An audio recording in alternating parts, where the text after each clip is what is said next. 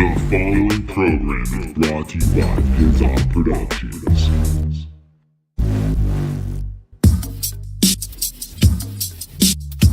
The podcast no one listens to, with Kevin Porter.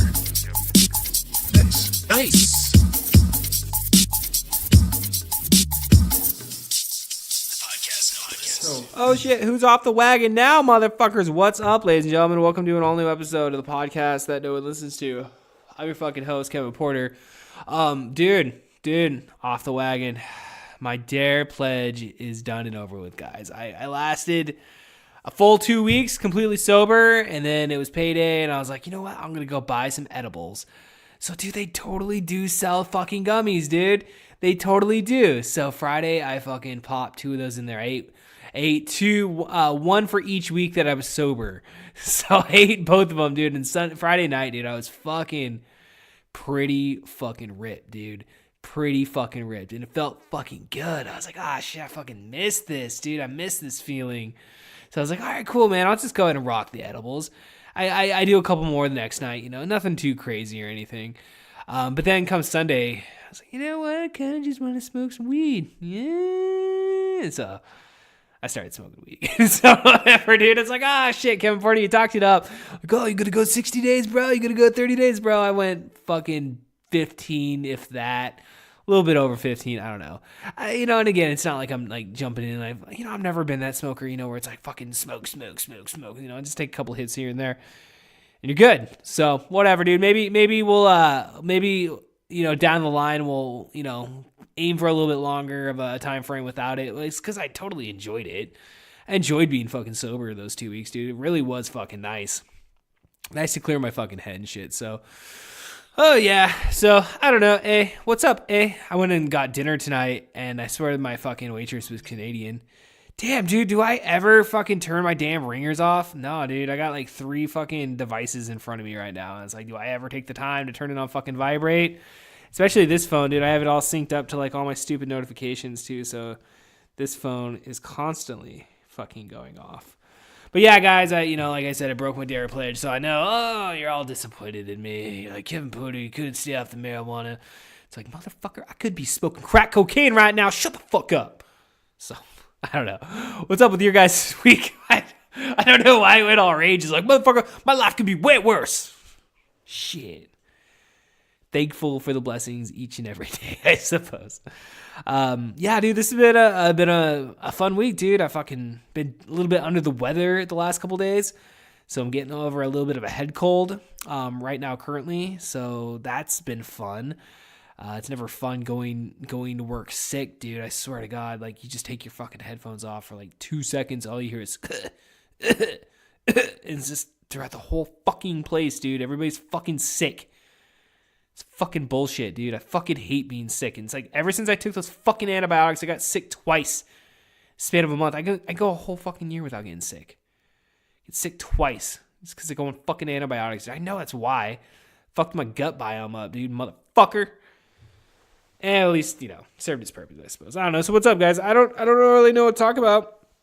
Life's pretty good. We did our last open mic at the Sports Center Tuesday evening this week. They're closing down for the next 6 to 8 weeks for remodeling, so that's cool. So no more open mic on Tuesdays. Oh wait, but then Brandon Huck comes to the rescue, and now we officially have a comedy open mic at the Hop Nation every Thursday, 7:30 sign up, 8 p.m. showtime. So kind of throws my shit for a little bit of a loop in a sense, because I'm so used to recording. I always do my recordings. I always try to do them on a Thursday because Thursdays have just worked out, but. I guess I'll just have to get my recordings done earlier. I mean, if I get a recording done at 5, I can be down there. It's, 8 o'clock. It's not that big of a deal. So, but yeah, next Thursday, I mean, we're recording the next set of episodes for, In the Mouth of Madness podcast. So it's we're going to miss that. The very first open mic, because it's not this Thursday. Obviously, with this shit coming out on Thursday, it's not tonight. It's next week. But we're recording next week, so we're not going to be there. At least me and Brandon won't be there that first week. But, moving forward, we should be there every single week. Because, dude, you got to fucking perform, man. Had fun at open mic last night, dude. I went on fucking dead last. I was running the soundboard last night. Had to make some of that cheese. Some of that cheddar fucking cheese, motherfucker. So it was kind of nice because I was pretty fucking broke, dude. So I was like, the $25 actually came in pretty fucking nicely. Get me gas money here this week. So that's pretty sweet. No, dude, I had fun up there on stage, dude. I kind of cut down some of the fat on some of the, the jokes I did. Just kind of trimmed it up a little bit. And I basically did the same shit I did the week prior and actually got laughs, It's because there's a decent fucking crowd this week. And, you shake off the fucking cobwebs, you come back after, 2-3 weeks off, you're going to fucking have a shitty show. I mean, it's just going to fucking happen, dude. But it was fun. I had fun, I need to come up with an ending for my edible joke. I was talking with Brandon on the way home last night and, yeah, I mean, it's there. It's like you suck the people in, you're sucking the crowd in on it, but then I just don't have really I don't have any payoff on it. Actually, I don't fucking have any. I've never really written anything for it. It's just fucking around, basically. That's all it is. I don't know, guys. But yeah, I had a good time last night. I had a fucking damn good time at open mic last night. Really trying to think of like shit to say. I got sick earlier this week. I don't know, dude. My life's kind of boring this week, dude. I don't know. I went and got this. We went to Sears today, and they had this a peacock coat. It's pretty cool, man, because I like wearing suit jackets. I used to wear those all the time, but Jessica would never. She'd always fucking like shit on me for wearing them because I'd always wear them for the public access show. But then I'm like, during winter time, it's nice to have a jacket and then throw a suit jacket over. So that way you have like, double the fucking layers and stuff. But actually I've been wearing my snowboarding coat the last couple years. So I really haven't had the need to wear the suit jacket and like just a hoodie. But so anyway, I do like wearing a fancy coat and stuff. So we're going through fucking Sears, dude. Sears is like, I understand why they're going out of business. Like who the fucking shops there? Grandmas and fucking grandpas, dude. You go through all the men's clothing, dude. It's fucking boring as fuck, dude. It's just like one solid color after another, dude. There's like no wonder that fucking place is going out of business. But I stumbled upon these peacock coats. And like I've always kind of admired them, and so I was like, I always see people wear them and stuff. And I'm like, oh, those are cool coats, I wouldn't mind getting one of those, but like I look at the price tag, it's like $119 normally, right? Shit's on sale though, bro. So it was down from like $119 to $41. So it's like, oh, it's a fucking damn good deal right there. So I go ahead, I try it on. They have like one coat in my size specifically. They have one coat in my size specifically, so it's like, okay, I guess I gotta get it then. I gotta get it. So then I go check out, and it's like, dude, $10 less than what it was. It was like $30, dude, for like a coat that's normally $119. I got it for like $30 at Sears, dude. So it's a nice coat, dude. It's nice. It's wool and shit. It's gonna keep me hella fucking warm the rest of the fucking winter, dude. Hopefully winter is gone and done with here soon. It's fucking snowing so bad today, dude. More fucking snow. It's kind of slowed down since I got home, but it's still, I fucking hate snow. I really hate snow. I fucking could do, I know it's like good, for irrigation and, especially where I live, we're like, an agricultural, valley. I mean, like we strive, that's how our valley, our economy is fun. I don't know. We got all the corporations here too, man. We got all the shitty fucking corporations. Either you work in agriculture, or you work shitty customer service. I mean, that's basically your two options in Yakima, dude. That's basically it, dude. You work customer service or you go fucking work at a fucking, apple orchard, or they got the fucking, CA rooms and all that shit around here. I don't know. I've never actually had a job I've always worked shitty customer service. I've always gone that route. So, man, like I said, dude, cheap coats. Shit, dude. I haven't worked out in like 2 fucking weeks, dude. I fucking pulled a muscle. Like I pulled a muscle fucking shoveling snow like last week. I was like, all right, so I'm just gonna take the week off, So I took the week off, let it heal, and then like I got sick this week, so I haven't fucking done shit, dude. I've been eating like shit, and it's not fun. I don't like eating like shit, dude. It makes me feel like a fat ass. I feel like a piece of shit, fucking like a piece of shit right now. Fucking, like I really try to avoid fucking fast food. But I ate fast food like a couple times this past week, and it was good. It was fucking delicious, but it's just like you feel like a fucking dirty whore when you're eating the dirty cheeseburger and shit, dude. It's like, what am I doing to myself? Fucking shoving this garbage down my fucking throat, And then it doesn't help.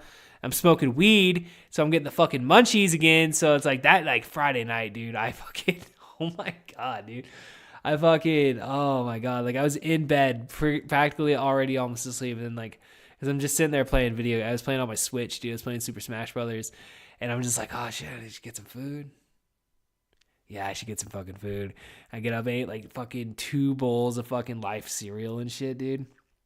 Cereal is fucking underrated. I know it's like sugary bullshit, but it's still good. It still tastes good. Same with fast food, dude. But like, I don't know. I got on the scale yesterday and it's like, ooh, like it's not that much more than what it is. It's like maybe like 1 or 2 pounds up from where I normally stand. But it's just, I don't know, man. I just like sitting at work, dude. Just like you're fucking bored, dude. Just like, oh, I just want to eat. I just want to eat because you're fucking bored. I'm just fucking bored, dude. It's like it sucks saying no to fucking food, but I did good. I did good lunch today, dude. I ate fucking some Greek yogurt and some blueberries. And it was delicious, dude. I fucking love blueberries. Blueberries are fucking good, dude. I got strawberries too. Fuck, I'm gonna take some strawberries to work tomorrow. Fuck yes, dude. I'm excited for that.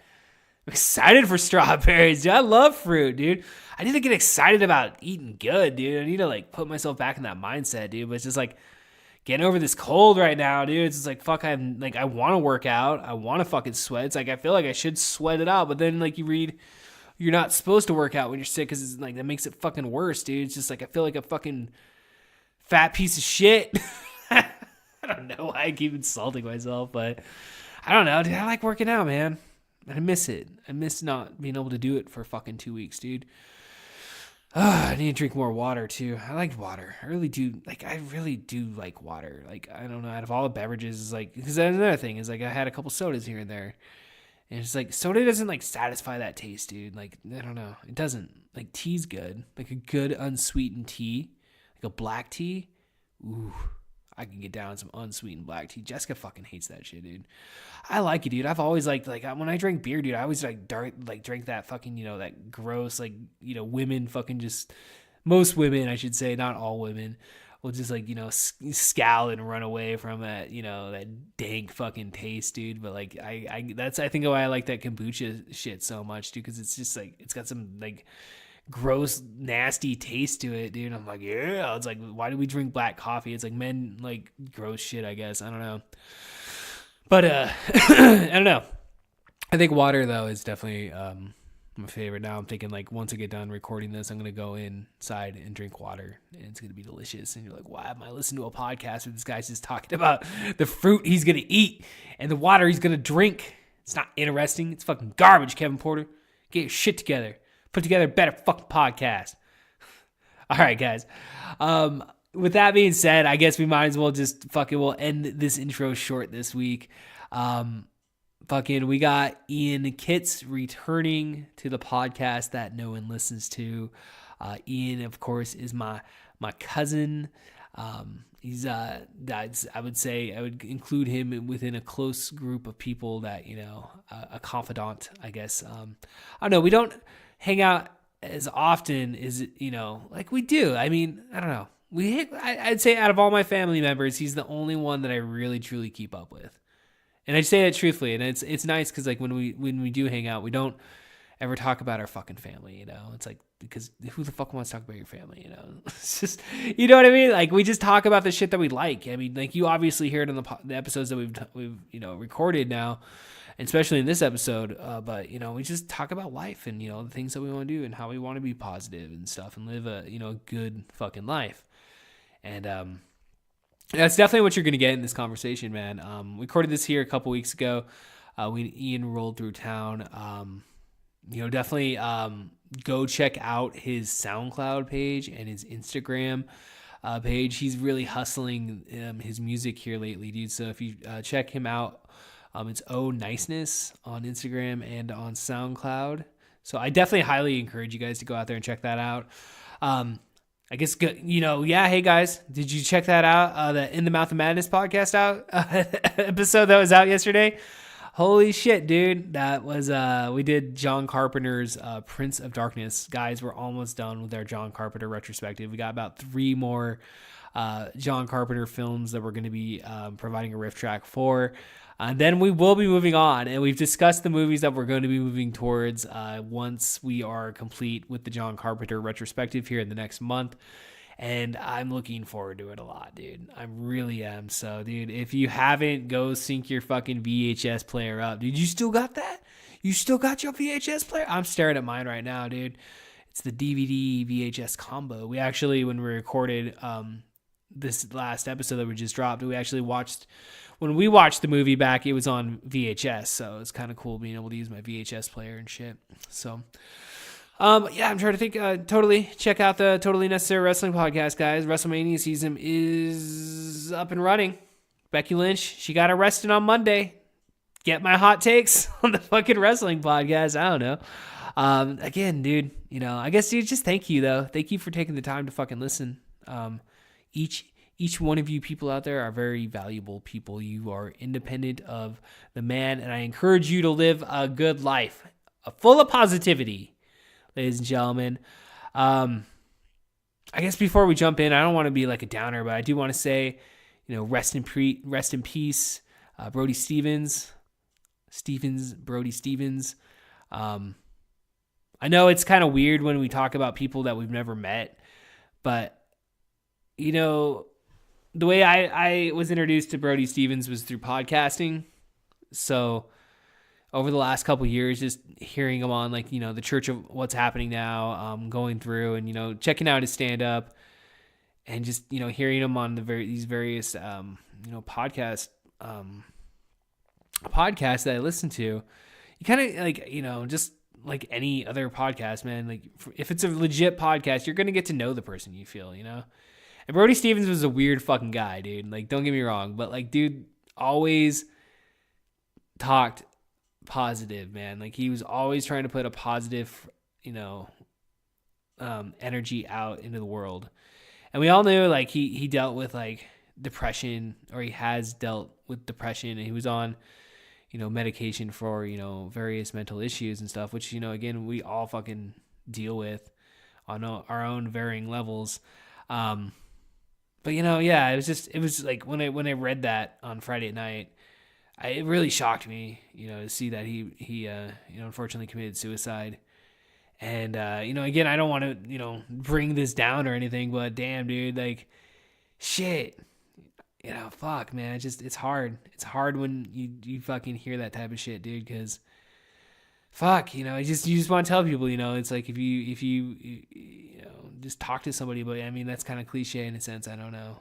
I don't know. We all go through different things in life, and fuck, you really hope, people are able to, share their feelings with somebody before, shit comes down to that type of end game. But yeah, man, I don't know. Rest in peace, Brody Stevens. If you haven't checked him out, dude, I highly suggest you go check him out on YouTube, dude. There's hours and hours of clips of this guy, and he was always so fun to listen to. I really enjoyed his shtick. And I like to think that I kind of foster a little bit of that energy of if you go watch his shtick and what shtick, and you see kind of I don't know, I like that. I liked it. It's fucking anger and shit, man. It's there's a lot of just kind of off kiltered comedy in a sense. It was always really enjoyable to see that, and I'm gonna miss listening to him. Being a guest on podcasts and stuff, on these, various podcasts I hear him on or had heard him on. So again, yeah, rest in peace, Brody Stevens, motherfucker. All right, guys. So yeah, that's all our fucking shit this week. Again, dude, we got Ian fucking Kits on this episode, dude. Highly recommend listening to this whole entire episode, dude. It's definitely a fucking doozy, dude. Dude, shout out to Ian also. Hey, thank you for editing the fucking audio. Ian was nice enough to edit the audio and stuff, to kind of clip some shit here and put it all together. So again, dude, check out Ian on Instagram and SoundCloud at Oh Niceness. And until next week, guys, I present to you Ian Kits. All aboard! What it is, Ian? Welcome back to the podcast that no one listens to, sir. What up, dude? I'm glad to have you back so soon. I mean, dude, fucking such positive feedback from the last episode. Yeah, it was super fun. Had to have you back. I was very excited. Really quick. Before we started recording, dude, we were I was giving you some compliments on the tracks you've been releasing on your SoundCloud page, man. Like specifically the one last week. Thanks, dude. Dude, I it don't was know really what good. it's called. Like I was gonna say I don't remember the name either. I think I called it floating or something because it just has sort of this like spacey floating like video game sort of like euphoric vibe. Okay. Like it's very like uplifting, positive vibe. Like Yeah. kind of like it's just kind of got this like magical chimey, but like it's very melodic and I think it's like beautiful. Like I think that's a good way of putting it, melodic. yeah, Yeah. but like crazy, also like frantic drums and like, but yeah, no, I'm focusing on trying to get content onto IGTV just because it's new. And I heard something about like Instagram, like Facebook really like monetizing IGTV because Instagram's not monetized right now, right? Like you can't really make money. It's a good question. Unless you're like somebody's paying you to promote something, I don't think it's really monetized like But, YouTube or anything. Yeah, exactly. But I think, there's a potential that IGTV might be that way, more like YouTube. Okay. But I don't really know. But I was just like, oh, this is cool. You can basically, I'm always bummed out on Instagram where it's like I have a 3-minute track that I'm recording live and I can only put up a minute-long video. It's pretty depressing. It sucks. So I'll have to break up a song into like 3 videos. And I just assume that like nobody's watching anything more than like the first video out of the series. So being able to like upload the entire performance and the whole track live is just way cooler. Yeah. We'll see how it goes. I understand that, dude. We used to like with our when we first got into YouTube back in like 2012. Yeah. We had to do the part 1, part 2, part 3. Yeah. You'd see the views decline. It'd be like 100 views, 75 views, 25. You know what I mean by the time. But that's when you look at like the actual engagement, like when you look at like how long people are actually watching their videos, which is cool on IGTV. They just provide that for you, so you see that cool. Like, oh, nice, I got like 60 views, which for me is like great. I'm like very content with that. I'm content with that too. Yeah, but I mean, you see other people, everyone else like got like 6,000 and a little bit. But it's just it's all like relative. But like it'll show you that you got 60 views, and out of those 60 views, 5% made it past the first minute. Really? So you're just like, nobody, like, people, okay, I got 60 views, but really I got more like 6 actual full views. Right. So I mean, it's somewhat depressing. Yeah. But I also feel like I'm just now starting to like. Yeah. I've resisted social media for so long. Like I went several years without barely even opening Facebook at all. Like the only time I would use Facebook would be to share music. Right. Otherwise, I'm not on there. I don't know people. Right. But like the last 6 months, I've met a few people who really only message through Facebook Messenger. Yeah. They don't have cell phones or something. Yeah. So like that's gotten me on there a little bit more.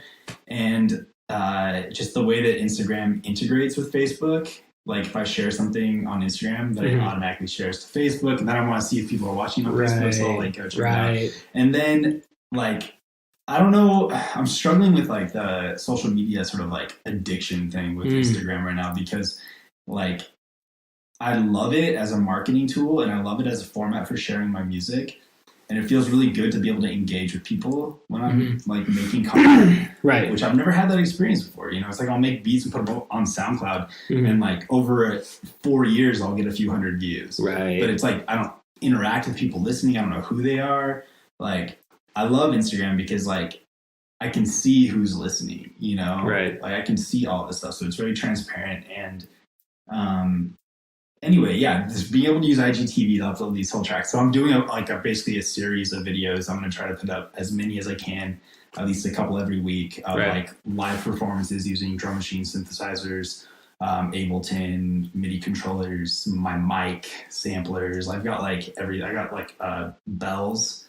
Like set up like some snare drums and like you get some like actual live instruments. I just ordered a new guitar, which I'm stoked about. I got my acoustic. So what kind of guitar did you order? I actually ordered 2 guitars. One is it's a Les Paul like imitation. Like it's like a Gibson that has excellent reviews. Like for bang for the buck. Nice. And then I ordered also Jackson.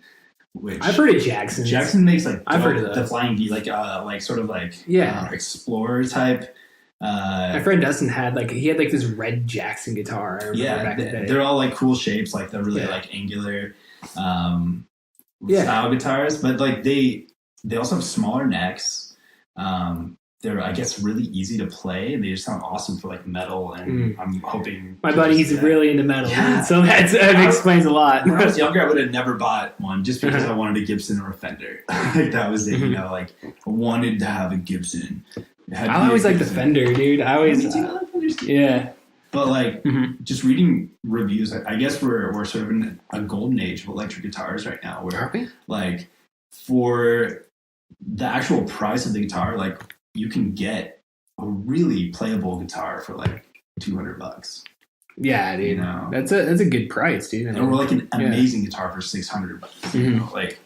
Well, yeah, man. You would think back, like, you know, especially when we were kids, man, the going price on that was a lot more. Yeah, you could easily spend like $1,000. Yeah. On like, and I mean, you still can.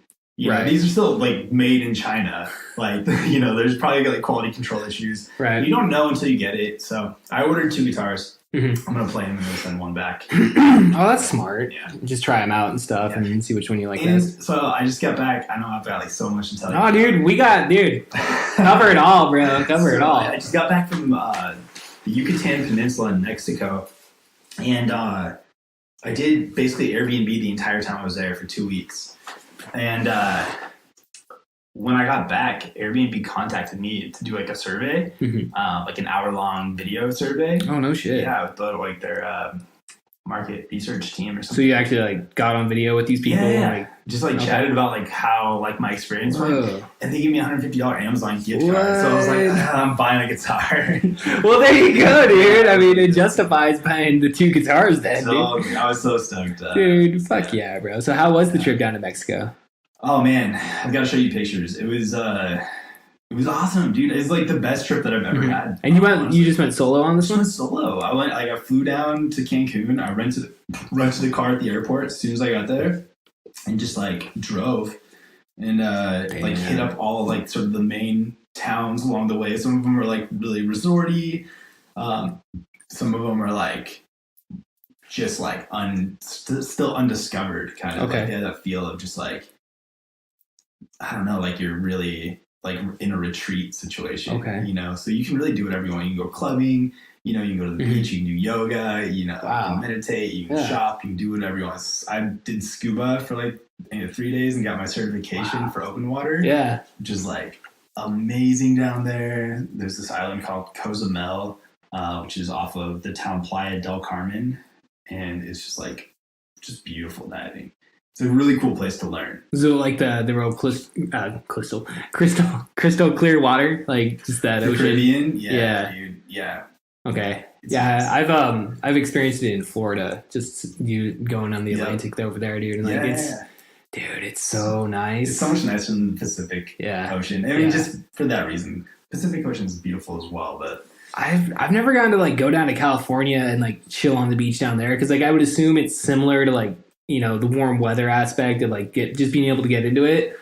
Like, but yeah, anywhere up in Oregon and Washington, it's just you're not swimming in it. That's for fucking sure. Yeah, and especially not in the winter time. Like you have to go pretty south in California, I think, to get to like warm water. Really? Okay. San Diego's even pretty cold.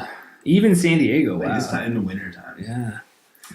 I've never even been down to San Diego. I want to travel up and down California, dude. Too, it's beautiful. I love it down there, dude. Yeah, it's just like expensive and densely populated. Fucking one of Jessica's one of her friends is trying to get us to go to like it's like it's in Mexico, but it's like that peninsula type. I forget the fucking name of it, but it's like straight down California's, but it goes into Mexico or whatever. It's real resorty, I guess, but like she was trying to get us to go down there, and I'm like telling Jessica's like fucking, she's just like really sketchy on shit like that, and I don't know, it'd be maybe just worth the trip. I don't know. We'll see. We'll see what happens.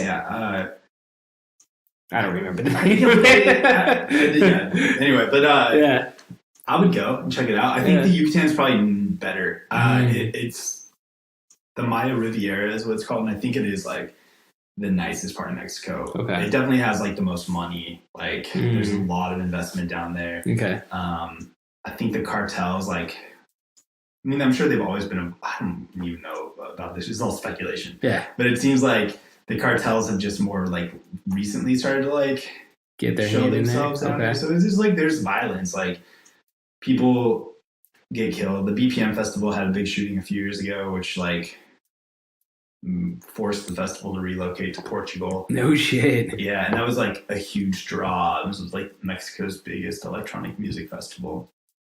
It was all the cartel just rolling? I don't know. I mean, I think something because the clubs have a huge drug presence, and the drug presence is like controlled, I think, by the cartels and the clubs. So it's like specific to the club. Okay. But it was a really interesting experience. Like I went and saw a couple DJs that I like at like a cenote, like an underground water like cave. What? Yeah, it's like they basically threw like a rave in this amazing space with like huge. I think it's like a permanent installation. They have a huge stage. It's like the Gorge. Okay. Essentially. How do you hear about shit like that? Just through Resident Advisor. Okay. They're like.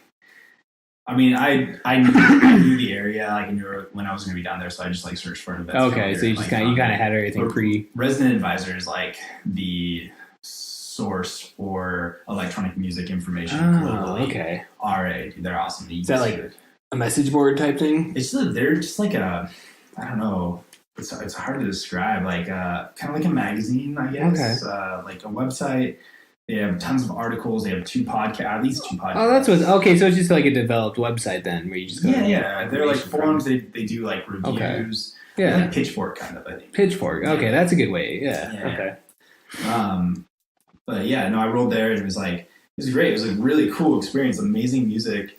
I had like the best time, and like you get in and they just search you head to toe. You know, like they're going through everything to see like. Make sure no weapons are on you. Drugs, really. Oh, drugs. Okay. Drugs and weapons, but like drugs for sure. Like, and then as soon as you get in, they're just like 10 dudes coming at you. Coke, Molly, marijuana, like everything. There's like because it's like Disneyland. Don't bring any outside food sources. Exactly. It's like a movie theater, dude. Yeah. Okay. Yeah. Exactly. You gotta buy it all on the inside. It's definitely that way. Wow. But it's amazing how like condoned it is. Like these guys are like employed. You know, you go to like a festival here, and you've got like security staff and like people who are managing the location, the site, all of this stuff, right? Like, garbage and all that, and like. They have that plus the drug dealers. The drug dealers are on the inside. Yeah. And people walking around selling cigarettes and chocolate. Fucking cigarettes. Yeah, because that's the one thing I'm going there for, guys, is the gum. Yeah, some people. You gotta have the gum, dude. Sometimes it's a necessity. Oh, dude.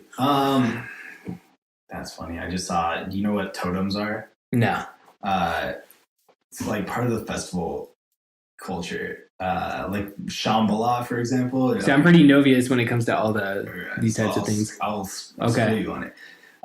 People, like kids especially these days, they make these like huge poles that have like a sign on them. And a lot of times they have like LED lights and I've seen yeah. Right. And people like walk around with them, so you can see them when you're at like a concert. You can see all these totems like everywhere, and they'll be like Rick and Morty or like lots of memes. Okay. Or sometimes it's like a person's friend who couldn't be there. They'll like have their totem for them. It's just like a thing.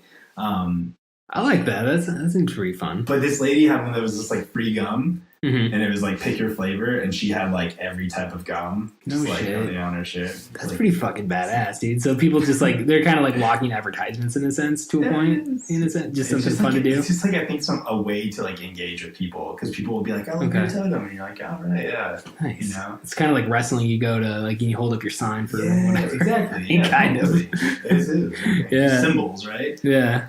Yeah. But yeah, dude, Mexico is so cool. Like, they were like Tulum is cool. It's an interesting place. I spent some time there.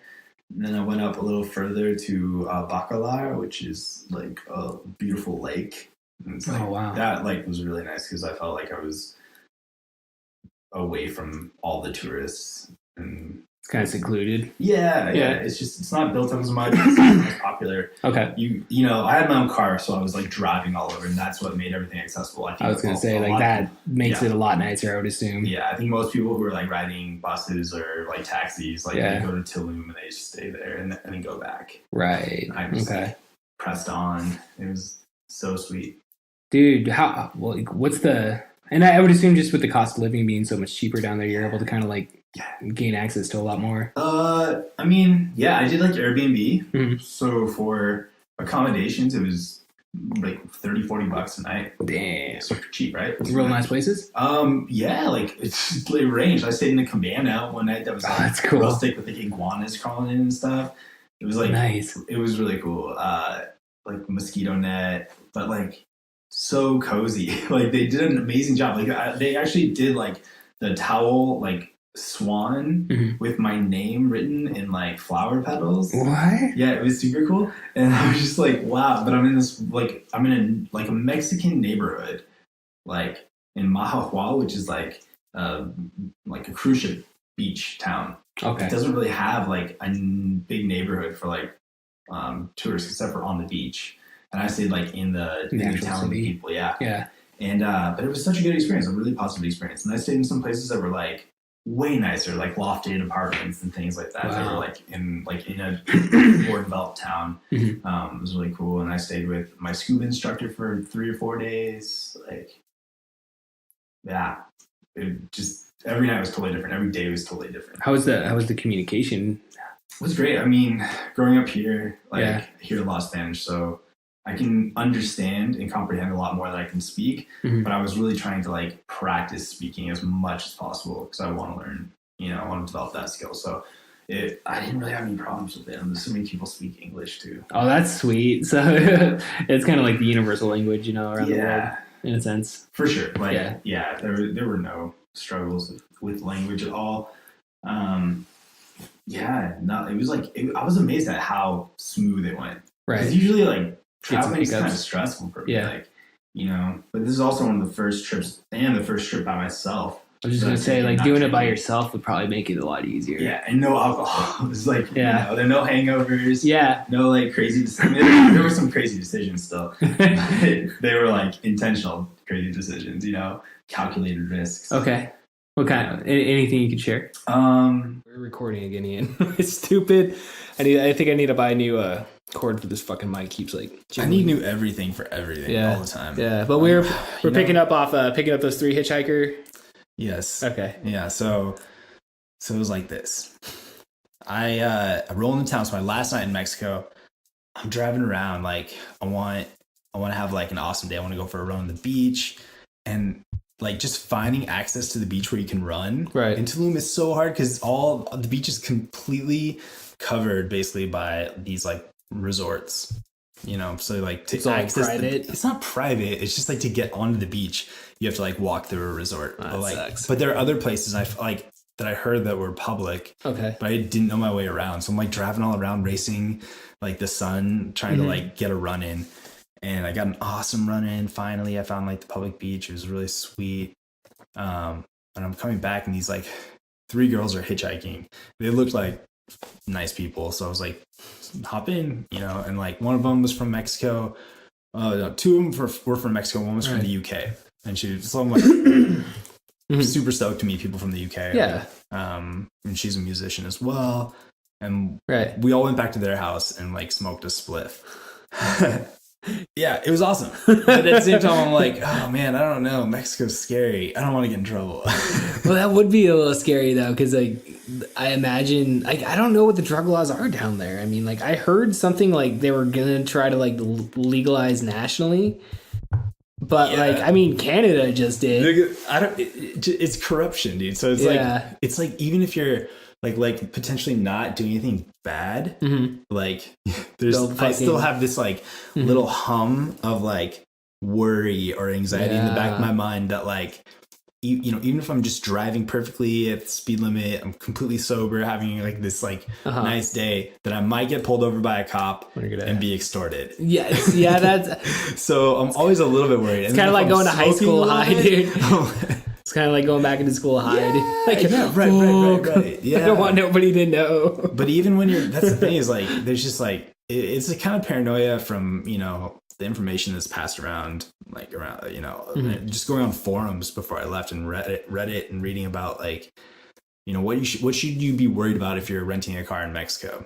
See, that's smart. That's smart to look into. It's good to look into it, but Yeah. like you find out that like a lot of people have been pulled over by cops at like traffic stops and then like had to pay a bribe. Harassed, Yeah, or threatened. They'll Yeah. threaten to take your like visa from you or your passport. I mean, yeah. So like, welcome to Mexico, guys. but that I mean, but it's, I was like, I intentionally when I went down there, I was like, well, I'm not gonna like go into this with that attitude.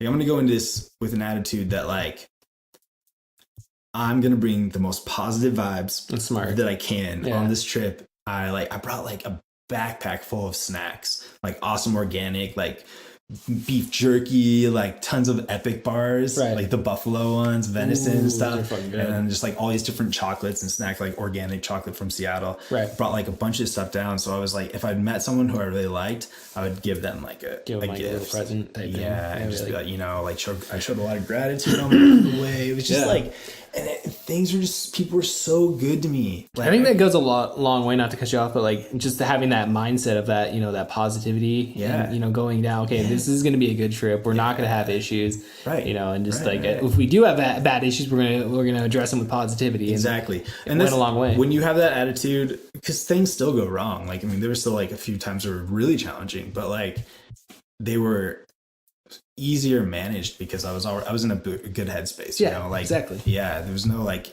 I'm so stressed if one more thing goes wrong. Fuck this. Yeah. I want to go back to fucking Seattle. Yeah, I did. I was like, I was ready to come back. Mm-hmm. But How long were you down there for? 10 days. Yeah. Yeah. That's a good amount of time to be out. It was a good amount of time, but like I have to say, I could go back right now Yeah. and be like super happy to be going back. Nice. It was good, dude. Food's so good. Yeah, I was gonna ask you like what was the food like down there? Tacos. I ate so many tacos. A lot of like chilaquiles for breakfast. Like good tostadas.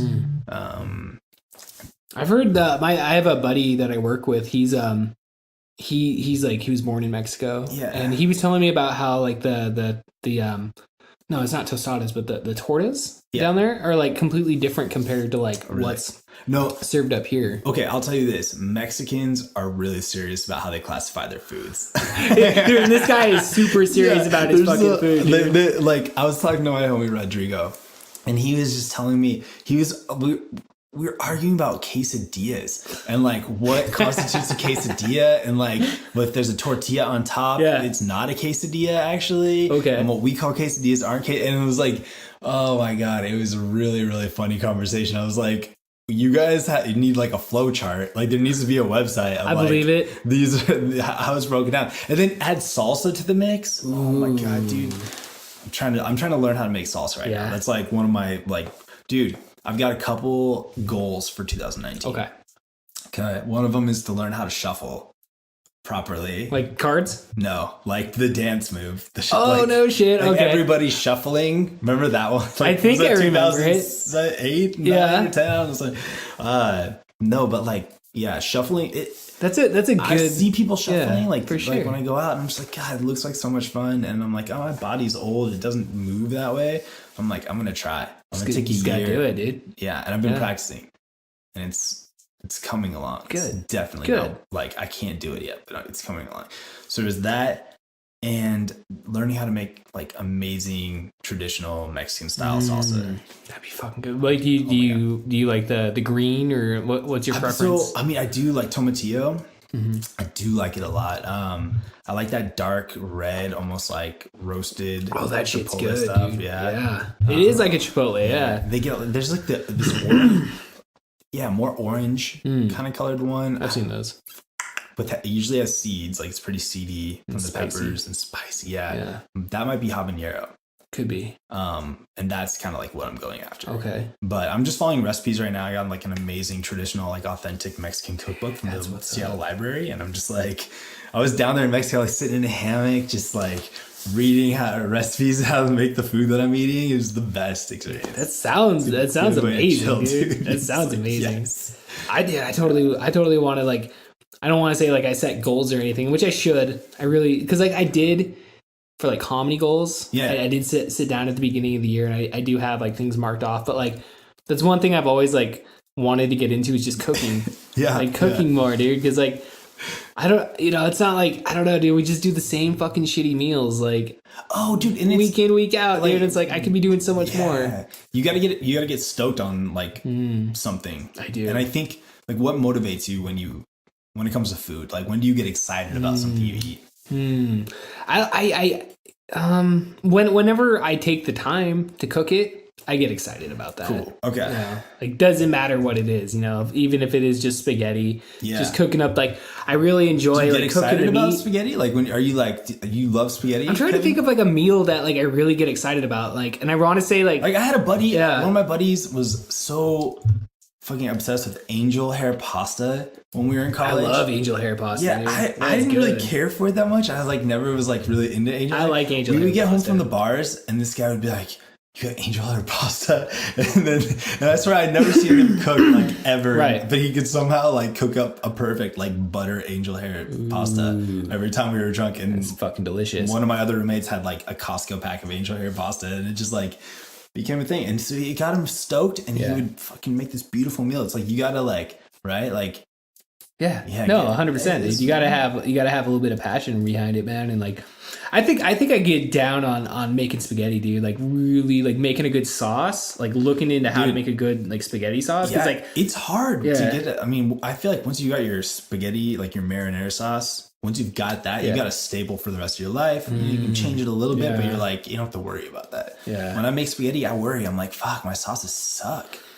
I'm just you're probably on a better route than I am, dude. Mine's just like I have like it's like limited like a on time. Puttanesca every time. It's like just spicy and like it's too acidic a lot of times. I learned a little trick. This is how I do with acidic spaghetti or any sort of like red pasta sauce, right? Or I'll do like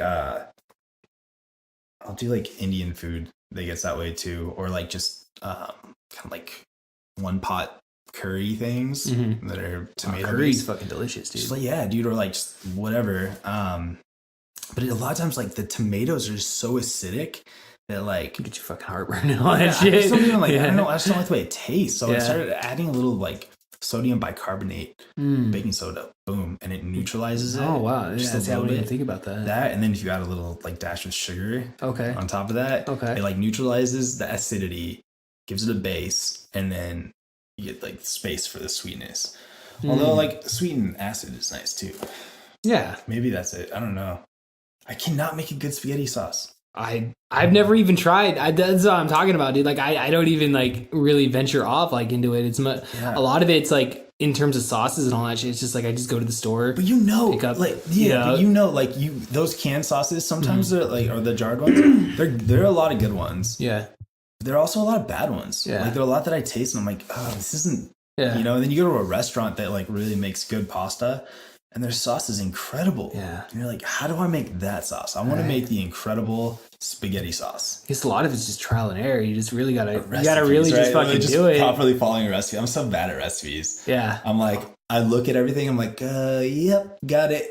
And then I just go make it my own way. I get like fucking like, I don't know, like anytime I've ever thought about it in the past, dude, it's like, oh shit, well like I get kind of like weighed down in the sense of like, there's just so much that you got to put into it in order to make it that I'm just like, I'm not gonna like, I'm just gonna fuck it up. Fuck it. Let's just order pizza, or some shit. I don't know. Yeah, no, I need to put the effort into it. I'm that way too.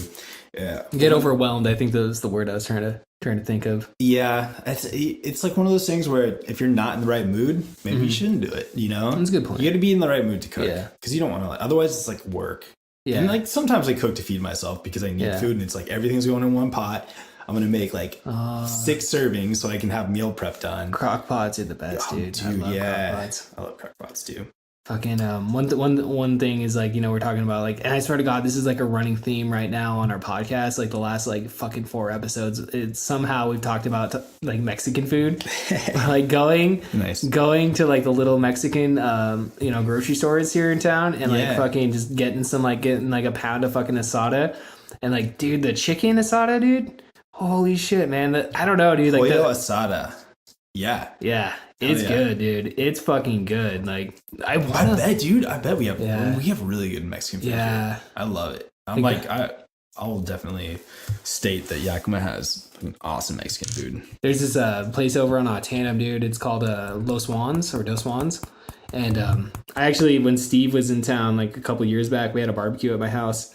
And fucking, I got him like addicted to like that place, Dos dude. Juans, Yeah, they went down there a couple. Well, when you times. don't live here, Yeah. you know, when you can only like get there occasionally. Yeah, Like when I come to Yakima, I'm so excited to get some Mexican food. Yeah, because it's like I just don't get it that often. There's some.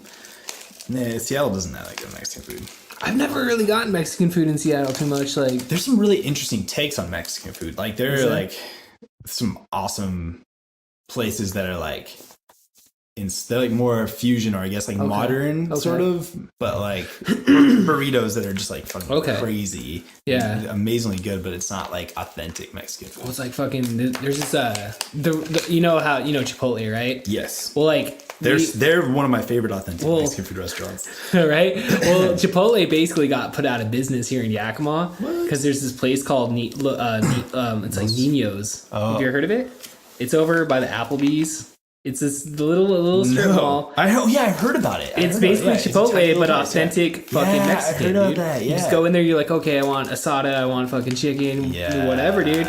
And then you just boom, boom, boom, and you could like corn, you could like just I love load it up, dude. And it's so fucking good. But like Chipotle, I'm like 95% sure they went out of business because with the location. They went out of business? Here in Yakima. They just opened. Yeah. That was only open for like 2 years. Yeah. Or something like that. Because nobody went there. Because they kept having like No, actually I went to Mod Pizza. I love Mod Pizza. Me too. Dude. This is the best. Mod Pizza. I'm so glad that exists. I was like, it's weird, but like I like. Hey, we should talk. Go ahead. We should talk stocks. I got some ideas. Okay. I want to see your thoughts. Okay. On these IPOs that are potentially coming up in 2019. So this is an exciting time to talk about. It's the beginning of the year. For sure. There are some companies that may be going public in 2019.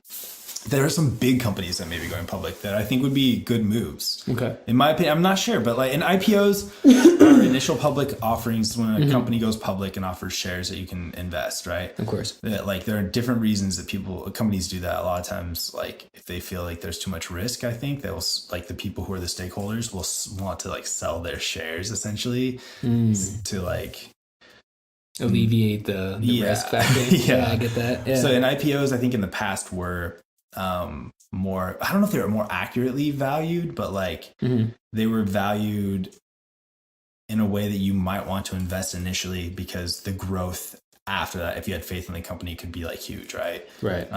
What you don't want to see is like an IPO start really high and then you buy it and it just drops, which happens too. Yeah. And that like lately, there's been like a lot of overinflation in prices. Like they're like, so IPOs will come out and it's like already all the value of the stock is built into the IPO. So you buy it and it's like at its high already. So there's just like no growth. Right. So your growth is going to be really slow. So you're going to lose money no matter what then. Or not make money. Yeah.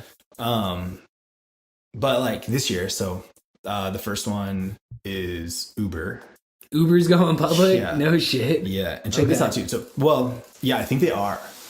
Like, I think it's like been stated. Actually, I think the CEO stated that they're prepared to go public. No, that was a different company. I think Uber definitely is. We don't know when, but they're going to. And Lyft as well. I was going to say, but Uber for sure. Okay. And Uber may be trying to acquire Lime bicycles and scooters. There's also the ones that you see out like Seattle and shit. And, yeah. Or another company that does the same thing. So they're like potentially they're called like the last mile ride share or whatever. It's like the last mile of your trip. Okay. They're like trying to find solutions for that. And I don't know, it'd just be crazy if Uber would like acquire, because it would help them diversify. They lost a lot of money this year. They're not growing very well right now. Interesting. What do you think the reason is for that? Well, part of the reason that they like were able to offset the losses this year was that they sold holdings in Southeast Asia and Russia. So they had businesses that were providing Uber services in those countries, and they sold them off this year. Why are they losing so much money? I mean, I'm not sure. I mean, there's competition in the field. I think they have to like pay their drivers a lot. Like, I'm not really sure exactly. A lot of companies aren't profitable. Like, especially when they're new, it takes a long time to become profitable. So you're like looking at the potential for future profit, right? And growth. And I just don't see Uber going away. I mean, do you see Uber going away? I don't see it going away. I don't see it going away. But at the same time, like, I don't know, man. It seems like it seems like something that is going to be around for a while. But like you said, though, I mean, is there like they've already? I mean, it's a pretty straightforward offering of what they offer in terms of services. Yeah. I mean, is it really going to the value going to go up in that? I mean, who's going to be the first to develop self-driving, vehicles that like taxis essentially, like or Uber. Well, that would be Uber. I mean, when the technology's proven to be, you know. So I mean, that's right there. Right. Self-driving cars are going to be way more efficient. Yeah. Like I don't know, but that's a whole area where there might be a lot of growth. We might see, but we don't know when that's really going to consolidation. We might see like one company really take over. Like Uber might really like take over and Lyft, and the taxis just go away. Or maybe Lyft, you know, we don't know. Or in some cities, like they've outlawed Uber and like, you know, have they really? The taxi unions. Yeah. Oh yeah, because the fucking taxi unions and all that shit. That makes sense. In Denmark, I think Copenhagen, that's that way. No shit, dude. It's more pro union compared to the free. I don't know. They can do whatever they want. There's just tiny. But so Uber. Mm-hmm.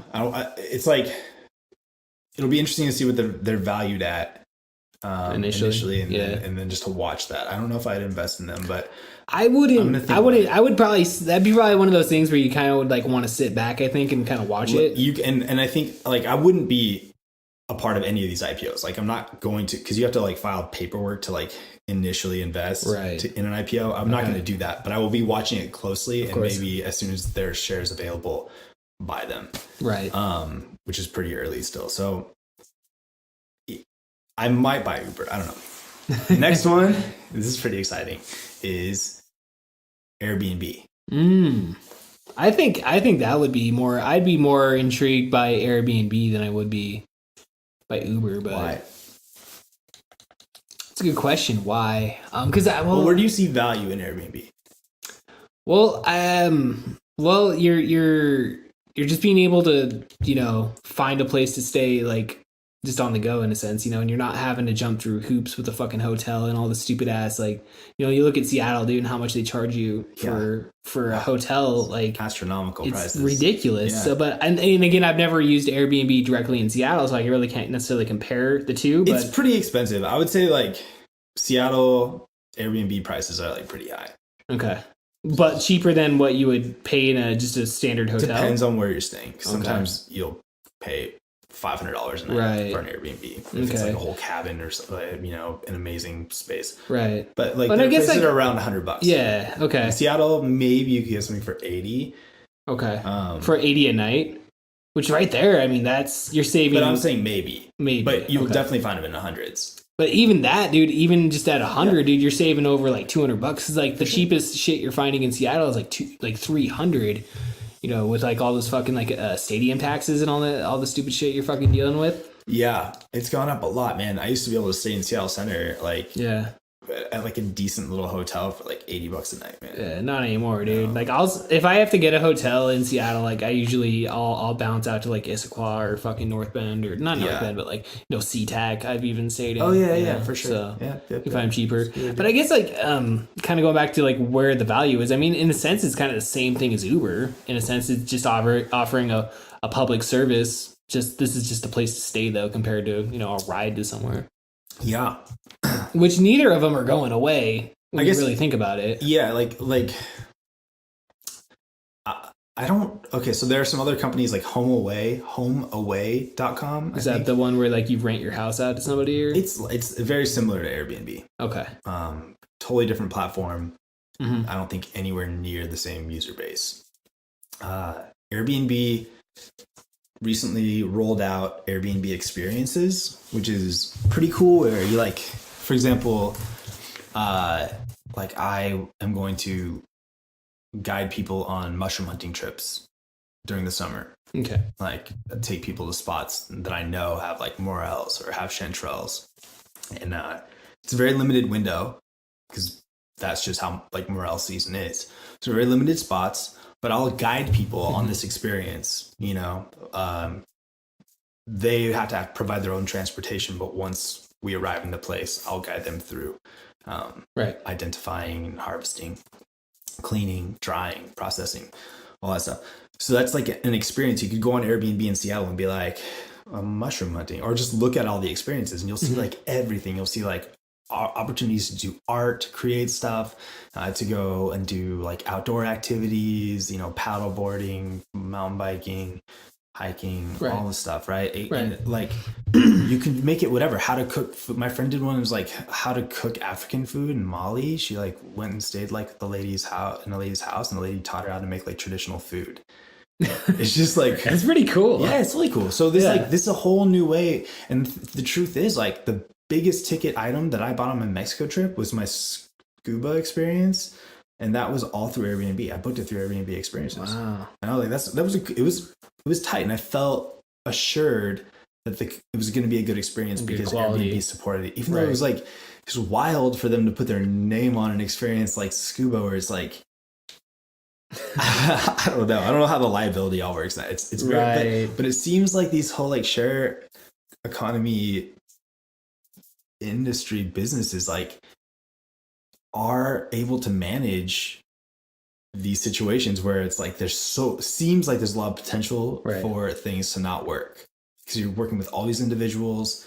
They're basically contracted. Like you're putting a lot of faith into but people like having faith put in them. It actually like empowers people to do a good job, right? Yeah. And I think that relationship actually is a really healthy one. And it's just amazing that it's working as well as it is. So Airbnb is doing experiences. They just got a new CFO. I think it's them. They got it from this woman from Amazon. So they've got new leadership. I listened to an interview with their CEO a couple years ago. And he was just talking about like their like 5-star, it's like 5-star system for like welcoming guests. So if you're an Airbnb host, like you should be like doing these 5 things. It's like making sure they feel welcome, making sure they feel like, you know, they have everything that they need. Right. Like all these things, like being punctual. And like when he talks about it, it makes a lot of sense. And it's very much how I look at customer service as like an ideal. Like that's how I want my customer service experiences to be. I want them to be like polite, respectful. I want to be heard, and I want to be supported. And I think that's missing in so many industries these days. Yeah. People used to call me old school or whatever, like, you know, oh, that's an old style of thinking. And I just don't think it is because I don't think so. I meet a lot of people who are actually that way in customer service all the time. Like I'll call in and I'll get like, you know, the most amazing support ever. And it's a great interaction, a great experience. You've worked in customer service and you work with people like in these situations too, right? Like, so you know exactly what I'm talking about. My whole like thing is like when, you know, working customer service and whatever, it's like, my whole thing is like, I may be having the worst fucking day ever, but you're not going to know it. No, right? You're not going to know it. Yeah. That's how I value my, you know, my performance. Exactly. Yeah. Yeah. Yeah. You leave that shit at the door. Yeah. Right? No, you have to. And like a lot of like, just like a lot of people, I don't know, a lot of people are just fucking assholes about it, dude. I think like people are just like, oh, well, they don't pay me enough to fucking care. It's like, well, they're paying you money. Or it's so like, you should care. I would say this too, as a customer, like if I'm calling you, I'm probably calling because I'm pissed off about something. Of course. I'm probably not calling just to say like, hey, you know what? You're doing a good job. Yeah. Which we should do that more often because, you know, it sucks to only be getting negative feedback. Like, honestly, we should be doing like, with kids, we recommend this. It's a piggy bank system. You keep putting coins in the piggy bank, pay and pay and pay. And you pay in so much positivity by telling people good things about themselves, like 90% all the good stuff I like about you. So when you have to take a little bit out, it's so not full. It's not gonna do, yeah. I like that. That's customer actually service is hard, right? It's like I mean, you just like, I mean, you really just gotta leave it at the door, like you said, dude. I mean, like for the most part, it's just it's just, you know, you got to understand that, you know, you're dealing with individuals that are, you know, unfortunately having a not necessarily a positive experience. And, you know, you got to just do your best to, you know, try to make them happy. Even if you're not necessarily in the best of fucking moods, you just got to do everything in your power to make sure that they're taken care of. And when I have an experience where like I call in, I'm like, I'm pissed off about something. Like, dude, I had a horrible experience in one of the towns that I was in, like for Airbnb, because I turned the air conditioning off and then we went out clubbing. Because I like, you know me, I'm always hot. Like I'm fucking sweating all the time. It's like in the 80s down there, and I'm just like, I want cool AC. So I turned the AC on. We go out dancing, come back, and the AC had flooded. It's a wall-mounted AC unit. Fuck. Yeah, I've used these things all over Southeast Asia, like all over Asia. They have these wall-mounted, like, you know, Samsung makes them, LG makes them. Anyway, this one had flooded all over the master bed. The mattress, the floor had like an inch of water. I had to soak up, like when I got home like 3 o'clock in the morning, I was like, fuck, I want to go to bed and I'm going to have to clean this up. Right. And like, it was just like, it was a really stressful experience. And I don't think I like, ultimately Airbnb did a good job of resolving it. Like, but how did they resolve that? I started with like text support. So like I was like, hey, this is what happened. Like, I don't know what to do. Like, I didn't really want to talk to the owner. Right. So the guy who was managing it was like high strung and already seemed like stressed out. And I really did not want to have to confront him about that shit. I was just like, I'm going to contact Airbnb. I'm going to do my best to like be respectful of this property and get everything as dry as I can. Right. You know, and then we'll address the issue after I'm going. So I was like, I just didn't want to like, So Airbnb just wasn't like that involved. And then, like they were just like, okay, well, we'll get back to you, but we're going to be out of the office for 2 days. And it's like, ultimately they were like, okay, we resolved the case. So bye. I'm like, no, we didn't resolve anything. Like, give me my money back or something. Like, I didn't get any sleep. Like, I had a horrible night. And the guy is like pissed off at me. He was mad at me. And I'm like, dude, your air conditioning unit literally like doesn't have a hose where condensation evaporates out into you can get away outside. And I'm like, how is that my fault? Like, if your appliance drips water, like air conditionings can stay on all night. Yeah. People leave them on all night with sleep. It's like a thing. They can run. They're not meant to flood after a while. Yeah. But still, I didn't feel supported at all from Airbnb. Finally, I got in touch with somebody on the phone and they were able to like settle everything right away. And like, it worked out really well. That's good. Yeah, dude. It's kind of, I guess I see the bad customer service you get a lot, but also at the same time, like I do, like you do want to recognize the people that do go out of their way. Like I went to the dollar store for like some shit, like, you know, and like this guy would just like, I've gone to that same dollar store and gotten shit customer service, dude. But this one guy just went out of his way, dude. Yeah. It was just like completely nice, like interacting with my kid, you know, being fucking cool and shit. And it's just like I mentally took the picture of his name on his name tag and I was like, you know, I should call that guy's fucking, you know, supervisor. So, you know, I fucking called the next day and was like, hey, you know, your boy fucking Austin or whatever, dude. Like you need to, you know, give that guy a kudos for fucking badass fucking customer service. That's awesome, dude. Yeah. Yeah. I love those experiences. I like lately, you know, when I like look at people or if I walk into a space where a lot of times I'll just go into like a trance, like autopilot, like drone, just like, here, let's have this exchange. Let me give you money. Like, it's just like, I really just like try to look at people and I'm like, that's a soul. That's a soul. That's a soul. That's a soul. That's a soul. These are all souls. And it's just like, and instantly I'm just like, oh, we're all here together. Okay. Right. Like, and it's I don't know. It's cool. And then the interactions are always awesome because people are like, we see each other. Yeah. This is nice. Yeah, it is nice, dude.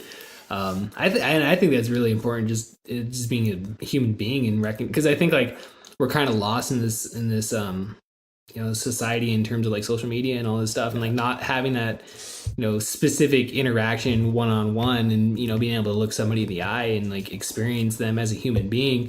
You know, we're just so pre-programmed to like, you know, well, fucking shit over anything that happens, dude, you know. There's some sort of like I don't know, reward circuit or something around like negativity. Like we just get I'm so sick of it, dude. I'll say like it's a comfortable thing. Like you get used to it. or something. And it's like a state of, it's like, it can become A state of mind. a state of mind that's like your sort of status, your baseline can be like just negative. And it's like, whatever, if you're attached to that negativity, you don't want to let it go because you're afraid of like, well, if I don't have that identity, then what will I have? Yeah. You know, but identity is actually very fluid, you know, so like the only reason you're staying negative is because you're attached to that negativity. Yeah. Because you're afraid of letting it go. Right. Right. It's I get that, dude. It's all about the positive vibes, man. Yeah. And like, it's like, yeah, you just, it's hard sometimes in life, dude, because, you know, it's like you were talking about, you know, going to Mexico and like specifically having the headspace of like, you know, we're going to have a good experience. Yeah. I try to always set intention like around what I'm doing. It's something that I learned from like friends like years ago, and like it's changed a lot about how I live my life, you know, because I just like, instead of letting life pull me forward, like I let life guide me forward. Right. And, you know, just kind of like, I set my intuition and then, or I set my, my goals, I guess, whatever, you know, my intentions. Like I set my intention and then it just like manifests. Yeah, you just gotta let it go, and it's like you can't, because you're not in control, but you are kind of like, you set your ideas out there, but like you gotta just do life as is, you know, you gotta roll with it day to day, and you know. But you think about this, you wouldn't ever like had started a podcast if you hadn't had like a vision of a podcast existing, right? Of course. Or did you just start it and like you were just like, I'm just gonna start a podcast, do this once, and I had an idea of it was something I wanted to do. Okay. Yeah. You like, so you had a vision when you started already, right? You know, maybe is it anything like it is now? Was that vision like this? I think so. I think it's kind of manifested to the point of where like, all right, you know, because I wanted it to be real, you know, I wanted it to be like real life. I didn't, because like I've gotten into like like staying away from like, you know, TV and stuff and like the fake fucking TV bullshit, you know, this like fake life type stuff. So it's like, well, whatever I do on here, it's got to be real. So it's got to be my real life. And that's more or less what it is, you know. Cool. I kind of got to the point where like, you know, because at first it was like, you know, all right, I'll just do this by myself. But then I was like, all right, well, maybe we can start incorporating people onto this. And then from there, it's just like every week I have people on. I like it. I like the format. Because that's the thing I like to listen to is like, I like listening to actual conversations. You know, I like to, you know, getting back to that human being experience. And like, you know, because like, you know, I that's what I enjoy. And like, I think like it's manifesting into like what the vision I had for sure. Cool. So I'm just wondering if it like, I would say that you had some intention around that. I think that we can get really clear on our intentions, which is interesting. Like this is a practice that has helped me a lot. And it's just like saying that I want something very specific and then like writing it down and like putting it out in the universe and whatnot. Yeah. Just like the law of attraction. That's what it is. And like, I don't know, dude, it's so powerful. It's so powerful. Like it just happens. Like, you know, not always like how I'd expect it to, but the key is also to leave it vague. You know, it's like open for interpretation, open for whatever the universe is going to give you. Of course, whatever happens to happen out of the entropy, like be okay with that happening because it's going to happen whether you want it to or not. Yeah, but I understand. But it's weird what comes out of that when you've created an intention and a vision and like tried to manifest it. Right. You know, if anything, it's a will to power. It's just like, you know, I want that. You know, here's a way that I can be clear on what I want and just going out there just grab it because now I can see what it is. I'm clear on what I want. Now I can identify it. You know, I can make better decisions, more informed decisions. Right. Like it's a cool thing, but like when you write it down and then just kind of forget about it, like if you write it down, focus a lot of energy on that moment, like I'm going to make $20,000 more this year than I did last year. Right. Write it down, like really focus on that, like envision it happening, you know, experience it, like have that experience and then burn it and forget about it. Right. And like the theory the theory is that it's there subconsciously driving you. That makes sense. I think we were talking about this after the last podcast we did. We were talking about this, like just talking afterwards. I'm just yeah. So yeah. So I'm like I'm very excited about it. Like,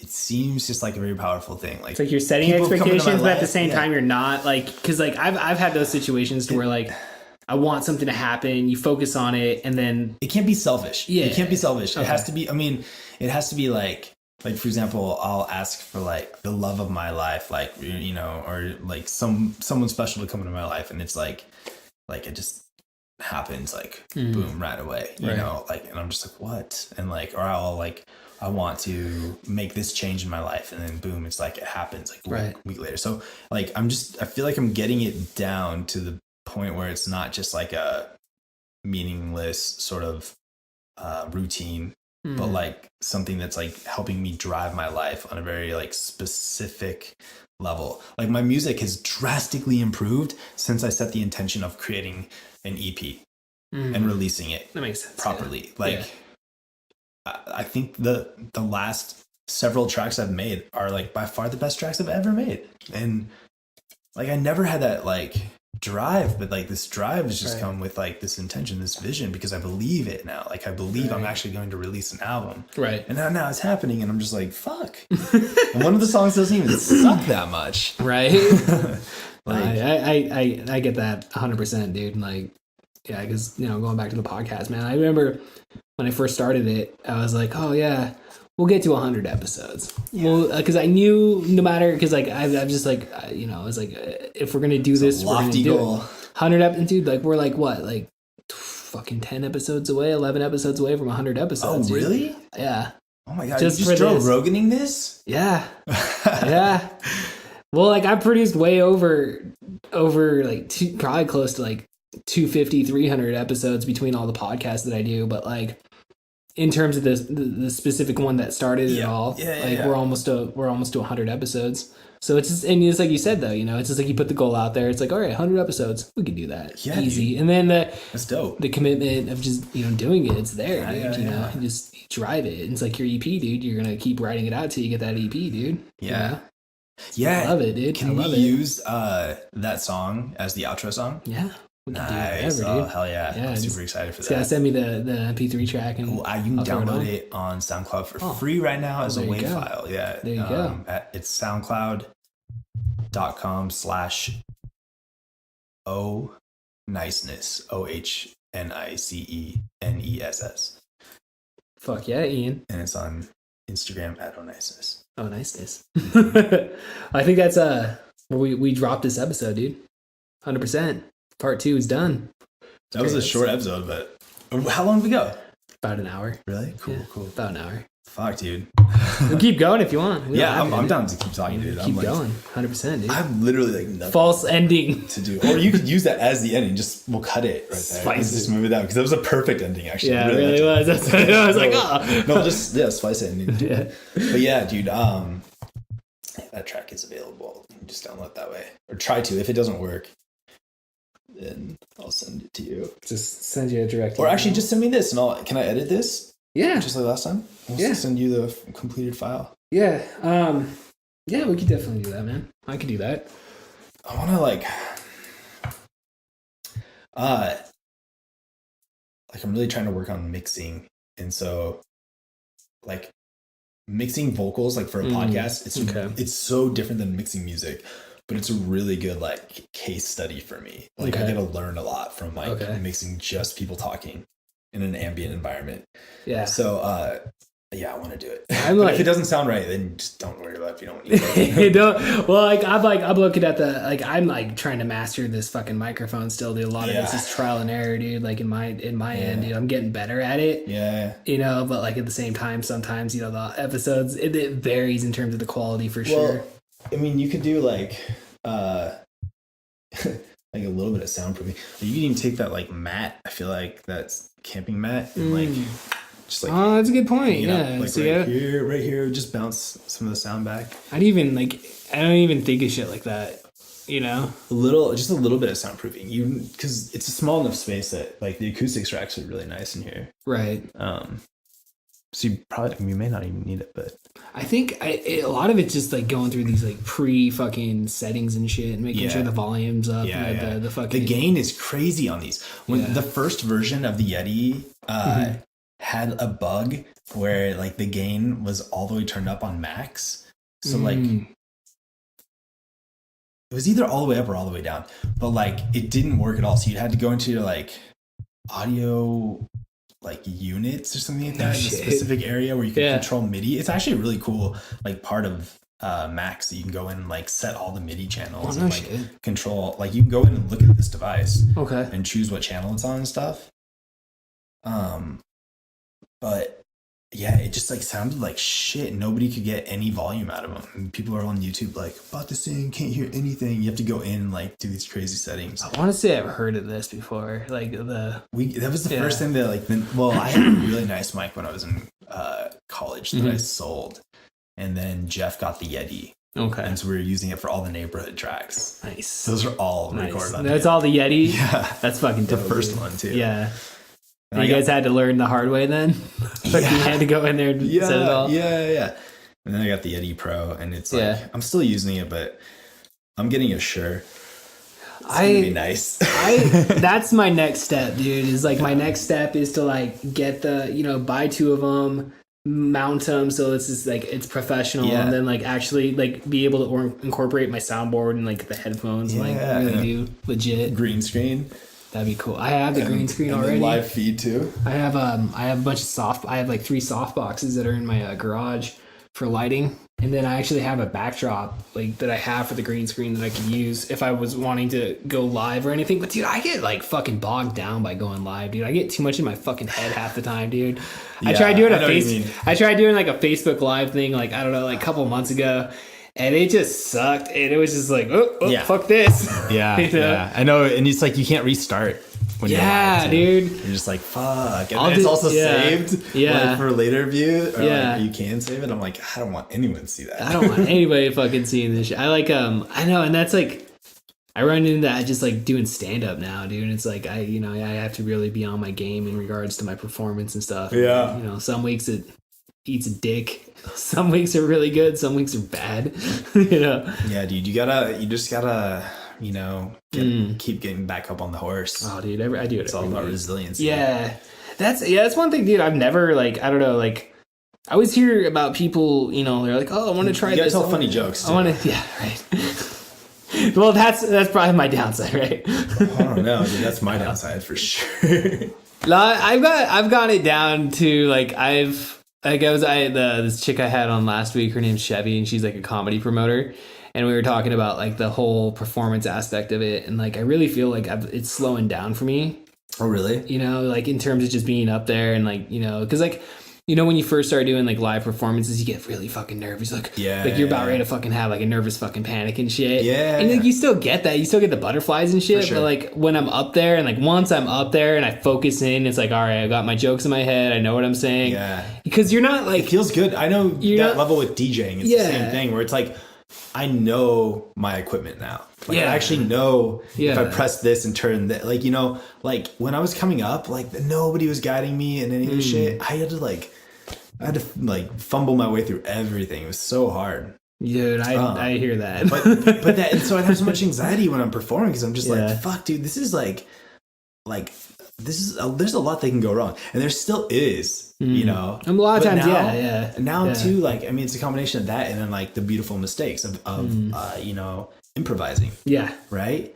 Yeah. Which is a part of stand up as well. Like, I think like I always try to like leave a little bit of room for improvisation or improvising or whatever, but like I think one of the things I was trying to like get across was like whenever I'm on stage though, I don't look at one specific person. Like every once in a while I'll take a moment, look at, some faces, but for the most part I'm like staring at the back of the fucking Oh, you're using that technique, the old stare at the wall type. Yeah, like you're not really focusing on anybody. Like you hear the laugh. I just picture everyone naked. Yeah. You hear the crowd reaction, you hear people laughing and stuff, but like at the same time, I don't know who's laughing unless it's somebody I know specifically in their laugh or whatever. But like, You know, That's so interesting. yeah, I don't pay too much attention to the people in the crowd. I just kind of like, I'm up there doing it. And if I know that if I'm doing it right, they're going to react. Yeah. And then I hear that reaction. So it's like, gives me a little bit more confidence to kind of just keep going. Yeah. Cool. Yeah, dude. Like, flow it. Yeah. Yeah. Just riding the flow. Like I had back-to-back weeks, dude, where like the first week I fucking died a slow death, dude. Within like 40 seconds, dude, my mind just went, and I'm just like, whoop. Okay, what are we doing? I just spouted off a bunch of nonsense, dude, because I lost my train of thought, dude. Yeah. And I just like, I spouted off and like nobody laughed. It was like 4 minutes of death, dude. And then like my friend Brandon like sent me some pictures of me, like, because I ended up just sitting on the stage, dude. I was just like, fuck it, I'm just gonna sit down. And like he sent me these pictures and like I was like, yeah, great. Now I get to remember me bombing like really, really bad. But the next week I came back though, dude. And I just like, I really put a lot of energy that week, you know, writing some new material and stuff and like really committing to it and like fucking killed it. You know, just fucking killed it, dude. And it was I had people come up to me afterwards and were like, fucking, yeah, dude, fucking darting. I'm like, how it is, man. You gotta like, a lot of it's just the effort on my end, dude. I just gotta. Yeah. I mean, and also, just being able to like, know your material. It is hard, dude. Like I'm building a new DJ set right now and it's like just finding the time to like put the tracks together, to dig for the tracks, you know, and then like putting the set together, like it just takes a long time, and then getting to know it so that I can like really like perform it. It's like, it takes so much discipline and like and time, and it's like it's at 10,000 hours, man. But when you want to perform, right, like you have to like just be ready. Yeah, a lot of it's just being in that moment, dude. I like that you like do that regularly. Like you do. How often do you stand up right now? Well, it's kind of cool. I was doing it every week, like once a week. Yeah, which with like doing stand-up that comedy, would just drive you to get better and better. Yeah, I mean, I need to be doing it though more though. That's my thing. Is like I want to be doing it like every fucking night, dude. Like if I was up in Seattle, I could be doing open mics like 7 nights a week if you know, probably. I could find them, dude. Like you could do it. But there's like another comedy open mic that just opened up here in town, and hopefully maybe a third. So I'll be at least performing 3 times a week. Really? Yeah. That's awesome. At least 2 for now. And that just started. So like I'm going to start at least being able to perform twice. Yeah. And, you know, just variously like, you know, get offers, you know, just do shows and shit every once in a while. So not as much as I'd like, but you know, but it's definitely, it's like you're not going to get better unless you're like going to do it every week. You got that's a lot, like for Yakima. Yeah. I mean, I had no idea they had 3 open mics for comedy like that. Yeah. It's a lot. I would go. Well, they have the 2 right now, and then I've heard the rumor of a third one opening up. Still, I mean, 2 is like plenty. I just didn't know, and I didn't know there were that many in Seattle either. I know there's like one on Capitol Hill that I wanted to go to once, and it was like so full I couldn't get in. It's like it was like you know we were talking about earlier about that website. You know, it's just like you just gotta search out the information. Yeah, like, you gotta like I'm starting to like you know not necessarily know people, but you know you get friends on Facebook that are comedians. Is it all like Facebook? Pretty much. Yeah, it's all Facebook. Facebook groups and shit. Yeah, good Facebook groups. I don't know, but like I don't know, man. Like. I don't know. I don't know. I feel like our family's always had that drive though, dude. Like, you know, with your mom and like, you know, the band and Blue Tropics and all that shit. And just like, there's always like, I don't know. I've always enjoyed performing, dude. Like getting in front of people. Me too. It's the greatest, dude. Yeah. Yeah, dude. It's even if it is only 60 downloads, dude, like to me, that's like, I don't know that, you know, not to like go too much off, but like, I'm like, one thing I've like had a lot of issues with is just like learning to be content with what you have. Even like especially when it comes to like, you know, entertainment stuff, like whether it was like the TV show or the podcast, it's like, you know, okay, so you get 20 downloads off this one episode, like, you know, you should be very fucking happy that 20 people took the time to fucking listen to this. Yeah, legitimately too. And that is I do appreciate when people listen to my music for sure. Yeah. But you always want to have that strive to get better. I think it's like it's my ego for sure. It's an ego thing, and it's about like the most dangerous game in the world, which is comparing yourself to other people. Oh yeah. You know, like that game, especially with music. Like I fucking hate it. I'm so competitive, and it's like I'm competitive, but I'm not like producing at like the production quality level that you hear like legends producing at. Like, you know, I listen to like LP or something like that, and I'm just like, you know, or even just like a lot of like well produced house music or like any of the like modern music. It's like produced so beautifully, and like I'm not that level. But you're gonna get to that level with. I feel like continuous creatively work. and like songwriting wise, like I feel good about like where I'm at actually for that stuff. And I know that with help, like with mastering and like I just a collaboration with somebody who really has some really nice finishing skills, and like skills across the board in every single aspect of the world. Like a perfect human being ideally would be my bandmate. But right. Yeah, short of having all those skills, I just like, yeah, you know, I just do it because I like to do it. Yeah. And it's like, it's fun. But it would be nice to like be able, it's just, it's a trap of affirmation. You know, I want to be affirmed. I want to be validated, that like, I am not a bad musician, right? Like, that I don't fucking suck. Yeah. Even though I put in like all these years, like I feel like I put a lot of weight on it. And it's like this thing that like I really need to learn to let go, because honestly, like it's not something that's even like tangible. Like I'm just enjoying making music. I should just like enjoy the process. Let that be it. Like that's it. There doesn't need to be anything more. Yeah. But like I think our like capitalist sort of society, it like creates this sort of like, oh, I got to get a return on this product that I've created. Other people are building houses. Other people are fucking, you know, making video games. Other people are doing, I don't know, whatever, like making things, you know, and selling them. If you're a painter, like you have an art show opening, you know, people can buy these things, you know, right? Or like you fucking put your painting on or your art on a shirt and, you know, make merchandise or whatever. Or you make some dope ass fucking hats and you sell them. It's like, I like making music and I love my pieces. Like I'm happy with my music. I love my music. I listen to my music all the time. It's like not even because I love myself so much, but I actually enjoy like listening to it. Like it's like this powerful thing for me to experience something that I've created like that.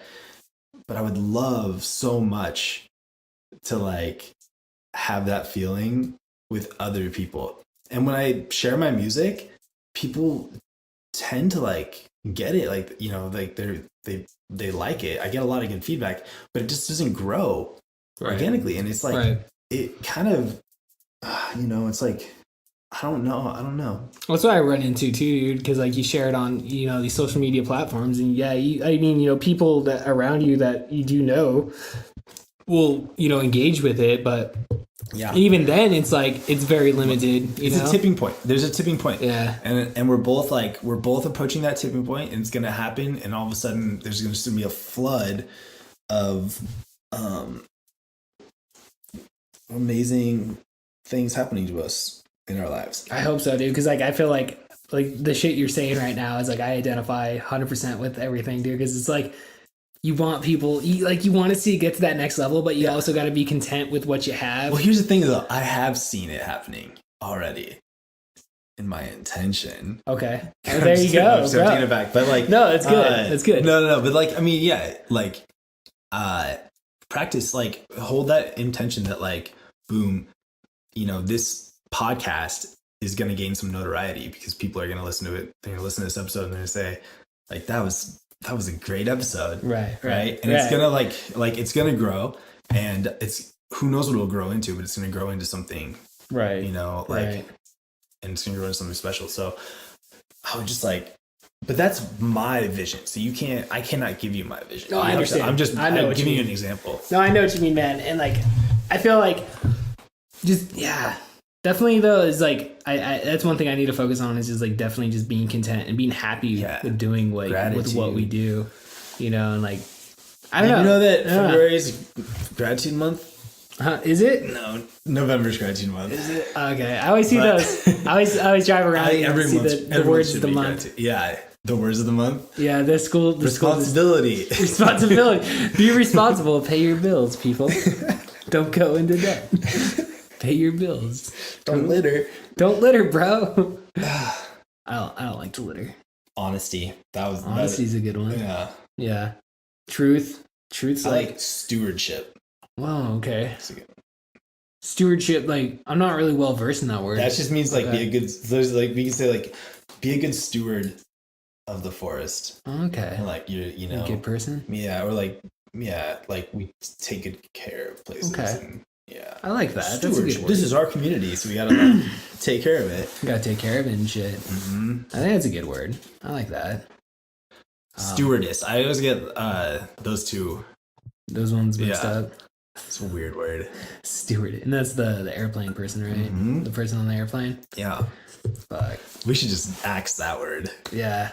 Flight attendant. Flight attendant. It is what Yeah, it is it now. But is. like, yeah, it's just a dumb word too. I don't like the way it feels in my mouth. Stewardess. Yeah, I don't want to have to say that word ever again. Stewardess. I want to say stewardship and not have stewardess come to my Yeah. head. You don't want to get them fucking mixed up or anything. Because No, stewardship. stewardship definitely wins. They're completely two different things, in a sense. Yeah, they are. But like, if Yeah. you had to pick between never being able to watch It again, the original It, Right. The or one. Okay. never being able to watch any South Park episode again, which one would you? Oh, fucking it. It for sure. Yeah. Okay. Dude, that fucking miniseries, like, you go back and watch it now, it's like, geez, this sucks. Okay, let me change that. Would you rather never be able to watch wrestling again or never be able to watch South Park again? Shit. You know, Did I get you this okay, time? like, well, if 2000, considering the fact I do a podcast on it, I could give that up. I can give professional wrestling up, dude. I like South Park a lot. Me too. I've I know, actually- I'd be so bummed. I've been going through it. I'm like on season like 13 right now, dude. I've been watching them. Chronologically? Yeah. Yeah, dude. That's awesome. Yeah, I picked up like all the seasons. Nice. So like it's just I've Yeah. been going one season to the next. I'll come out here, dude. I'll get on the elliptical and I'll just watch South Park. That's dope, dude. Yeah. I could watch South Park basically. I'd give up whenever. professional wrestling before I gave up South Park. 100%. There, I just wish that they would work year round and produce like 24 episodes a year. I know. It's like what? How many episodes they do? Like 13 or some shit? Yeah, 10 maybe. Was Yeah, it they've been- 13? I feel like yeah. it was a really short season, which just makes sense. It's I mean, it's gotten down to like now, like when you get them on DVD. we're lucky. it's Hey, two we're discs super instead of lucky they're three. even new seasons, right? know. I'm grateful. Well, it's like fucking Thank you. Simpsons, dude. Are like what 32 years now at this point. Matt Stone and Trey Parker are Yeah. geniuses. They're fucking great, dude. I fucking love South Park, dude. I've been trying to like track down interviews with those guys on like they don't do a lot of interviews. I found like No. Bill Simmons did a podcast with them like 2 years ago or some shit. And, Really? like, that I was a wanna good. hear That was a that. good. Yeah. Yeah, You just cool. type in like Matt Stone or Trey Parker into Okay. iTunes, you'll find it. And then the guy from the Nerdist, I forget his fucking name. Yeah, but they did an interview. Those are like the two most notable podcasts I could find with them. Yeah. So like Charlie Rose, they did some Charlie Rose episodes. Yeah, I don't know what's I mean, they did the Book of Mormon. Yeah, I right? never got to Which see I that. haven't gotten to see it, but if it Yeah. comes to Seattle again, we should go see it together. Yeah, we should. Because I really want to see it. Yeah, I was gonna say I super thought it fun. did come through Seattle. It has many times, and I've Yeah. always like missed it or it's sold out. Yeah. Like last time I was trying to get tickets so bad I couldn't. They were just sold out. I'll keep my I ear even open like on that. went downtown to Seattle to meet a guy to get tickets, and like he didn't show up. I was so bummed out. That's fucked up, dude. But that would be fun. Yeah, they're and dodgeball. Remember dodgeball? The movie or the movie? Yeah, Or with not dodgeball. Basketball. Oh, basketball. Yeah. Yeah. I was like, oh, the Ben Stiller Vince Vaughn Yeah, film, just like a little classic. tangent. Yeah. No, I remember basketball, dude. Yeah, Hell yeah. basketball, dude. And there was another Team America. Yeah, Team America. And there's this one. Oh, Orgasmo. Yeah, Orgasmo. Yeah. Yeah. And Hannibal. Yeah, The that's musical? right. Yeah, Hannibal the musical. Yeah. Yeah, I never saw that one. it's weird. I always it's saw- It's awesome. It's like Yeah. I always like saw violent. Is it violent? Yeah, I and, would and imagine. funny. Like, Yeah. but South Park. Yeah. What's your favorite season? Oh my gosh. I don't know. Member Berries was like That was good. that was a good season. That was good. Like, it was really good. Some of my like older favorite ones were some of the ones with like the 9/11 conspiracy theory stuff, like the Oh, wall. Yeah. What was it? The ladder to heaven. Where were It was you? Alan Jackson. Where were you? Yeah. That's like yeah. I would say that's like my favorite shit too. Is like that 2001, 2002, 3, 4 in there, dude. That was a really good run, dude. Like season 6, 7, I gotta go back 8. and watch that stuff. Yeah, I just recently watched like all that shit, dude. Like in the last couple months, and like. And you're like what, halfway through then? I'm like, yeah, dude. I'm like halfway. I'm like season 12, 13 right now. So like, but like season 8 was really good, dude. Like what was it? The anime episode where they get all the weapons. Butters gets hit with the fucking star, dude. I love that shit, dude. Is that the video game one? It's not one of them's really big, like really buff, right? Yeah, it's like anime. It's like they parody anime and stuff. It's incredible. Yeah, I love when they do those sort of theme episodes. Yeah, that shit was good. I like the Golden PSP episode. There was the Terry Shriver episode. It was like Kenny gets fucking like he saves up. He gets the PSP. It was when the PSP came out. Yeah. And fucking like Cartman's all like, "Oh, I'm gonna go buy it." And he gets there and he like it's super ass long line shit. And Kenny's like the one that gets it. And then like he gets put into a coma or some shit. And they're like the controversy over the Terry Shriver incident where like, you know, they keep her on life support or take her off or whatever. And they're like the whole thing is like, you know, they were trying to be compassionate. Like the people that were like trying to keep him alive were actually doing a disservice because in the story it was like Kenny was needed in heaven for the golden PSP to fight hell. Oh, okay. Yeah. And then like the very next day Terry Shriver fucking died after that episode aired.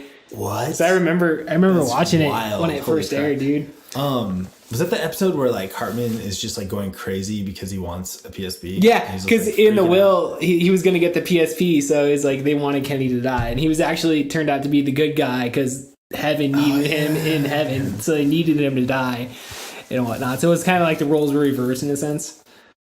It was cool. It was a good episode. I like the one where like they open up the new part of South Park, the new what was it called? When it gets all gentrified. Yeah. I fucking forget the name. Oh shit! Like what is? Because they get the Whole Foods and stuff. Yeah, Whole Foods, and then it like crashes, and Kenny's doesn't Kenny's family move there? Oh, you'll see like historic fucking South Park with Kenny. Yeah, that was a good. The last couple seasons, like I haven't seen any of this season though. Oh, you haven't? I have Hulu, but like I just haven't gone out of my way to check it out. Outside of like the first episode where they like made fun of school shootings. Yeah, there was a lot of that. I didn't see. There was a lot of that. Yeah, I like the whole PC Principal one though, dude. Like that's so funny. PC Principal is such a great character. Bro. I love how he's just like there now. Yeah, he was like the best addition to South Park. Yeah. And then the member berries, dude. I love that shit, dude. That was super funny. I was saying member for like months after that. Yeah. Member? It was like that first episode they did with PC Principal. That cracked me up so hard, man. And then Randy where all the bros come. Yeah. From the front. PC Arizona, bro. And Garrison's all Trump and shit, dude. It's like, oh my gosh, dude. Buckle up, fucker. Oh my god, fucking yeah. A kid, oh my god, dude. Buckle up. Yeah, no shit, fucking Kyle's all fucking. That shit's hilarious, dude. Trying to think of like any other good episodes. There's so many, dude. I mean, like, I don't know, man. I think South Park is definitely my favorite. Like, you ever watch like Rick and Morty? Have you gotten into that? I actually just watched like all of the episodes last year. Yeah, a year and a half ago, and it was just like, oh my gosh, what have I been missing out on? Yeah, right. Wait, is there going to be a new season? It's supposed to be because it's been taking a long time. Well, shit, dude. Season 3 took for fucking ever to get to. Oh, really? Yeah, like it took them like 2 years or some shit in between. Fair enough. I mean, it's an awesome show. So well, it's like what's his name? Dan Harmon. Yeah. Like that guy is like, I don't know. Like he always posts stuff. Like, and I want to say they started like recording. Because like it's been like probably like 3 or 4 months since I've seen any news about it. But okay. But I was just thinking about that the other day. I was like, when the fuck is season 4? Every once in a while I check and I'm like, are there new episodes? No. It's so funny. I don't know, like just how the what's the dad's name? Oh, fucking Jerry. Jerry, dude. Yeah. Just how fucking horrible a person he is. I like that. I like a season 3, dude. Like the ending, because they always have that little tag end at the end, And like he's getting his like unemployment check or some shit or whatever, and then like that wolf shows up. He's like, "You want to eat my check?" He's like, "Ooh, this has no value to you whatsoever." And just like does it just to fuck with him. I love that. You know what's cool about Rick and Morty too is like every like person or company that I've seen them connect with is dope. It's like Run the Jewels. Yeah. They make a lot of Rick and Morty like gear that you can get like really they're with this other company and I'm like forgetting the name right now, but anyway, they make like really really sweet like sweatshirts and tees, and a lot of them are Rick and Morty themed, but they're like expensive. It's like expensive really ones. Dope. Yeah. And there's this ice cream place in LA called Afters Ice Cream. It's like really dope marketing too. Like their shirts are really sweet, right? And like their style's really good. And their ice cream is this. It's a donut cut in half with like 2 scoops of amazing ice cream, and then cereal like Cocoa Pebbles and Fruit Loops. Yeah, and then another donut top, like a hamburger, it's like and then it's sandwich. Like frozen. Yeah, it's like with sprinkles and shit. It's just crazy. And then they like have a Rick and Morty flavor now. And it looks like awesome. Yeah. I think Rick and Morty's definitely passed into that mainstream culture for sure. Oh yeah. It's, I mean, when you go to festivals, it's probably one of the most common like characters. Both of them are. I believe it. Yeah. No, I'm fucking that and Adventure Time. I like Adventure Time. Yeah, I do too. I'll definitely watch some Adventure Time. Same with like regular show. I like those. I haven't watched that in a long time, but I do recall liking it. I enjoy it. I like I just picked up Adventure Time the first season. Like I just got that on DVD, dude, and like so I was just like going back through and like watching all that shit, and like it's fun, dude. It's a fun show. The guy who like creates it is like really cool, dude. Yeah, I've heard him on like Duncan Trussell, I think. Duncan Trussell's fucking cool. Yeah, and he's just like a very cool guy, like dude, like you know, like he's an adult. He's creates like an amazing. That's why I think Adventure Time is as fun to watch as an adult as it is for kids. Yeah, because it's like there's so many levels. Yeah. I think so too, dude. I think like a lot of those like because there's some pretty stupid fucking cartoons on Cartoon Network, but Adventure Time and regular show were 2 of the better ones, I think. Yeah, The Sweet Life of Zack and Cody on Disney was really good. That's So Raven was really good. I love that show. That's my favorite. Yeah.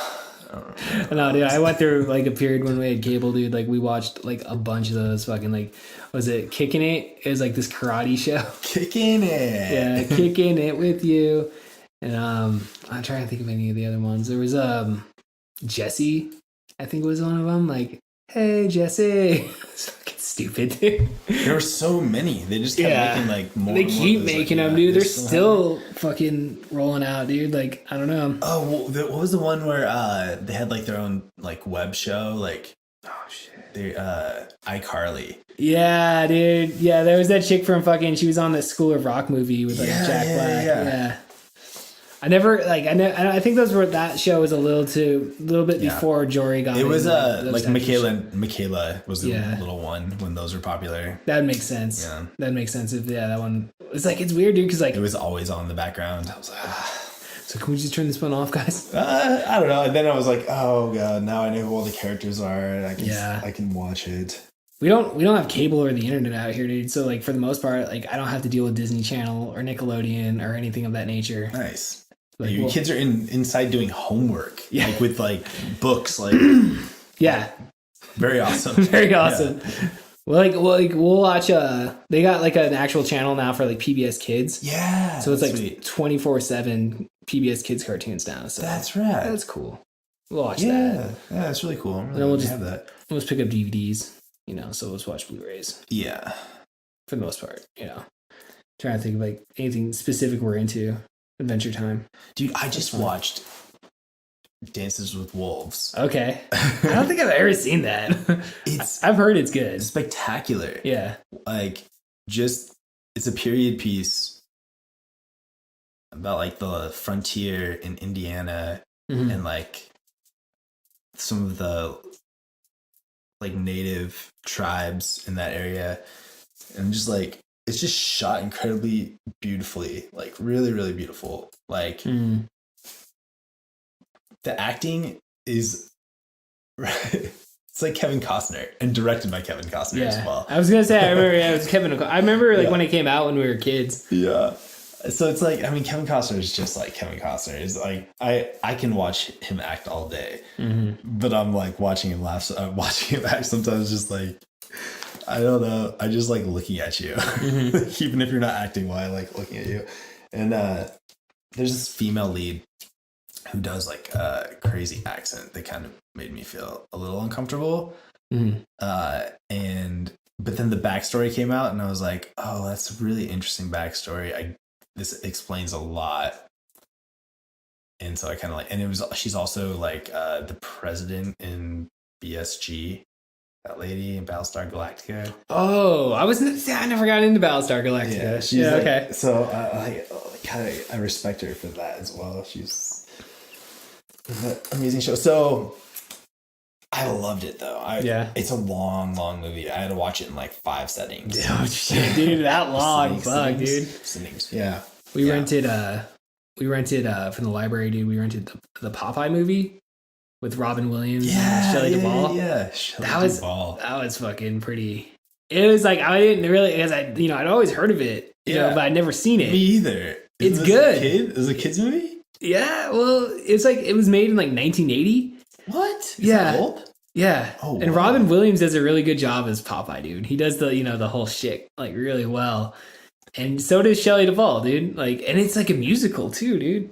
I want to see this. Yeah, it's good. It was good. Yeah, That's like cool. I remember seeing the box, like the video store when I was a teenager. I looked it up on Amazon. It's like $6 for DVD copies. Like, Popeye like, or Kids. Yeah. Or Clockwork Orange. Clockwork Orange way better. Yeah. But still. But I probably would have been good to watch Popeye instead, actually. I fucking Clockwork Orange, man. That's a great fucking film, dude. Yeah, it's an amazing film.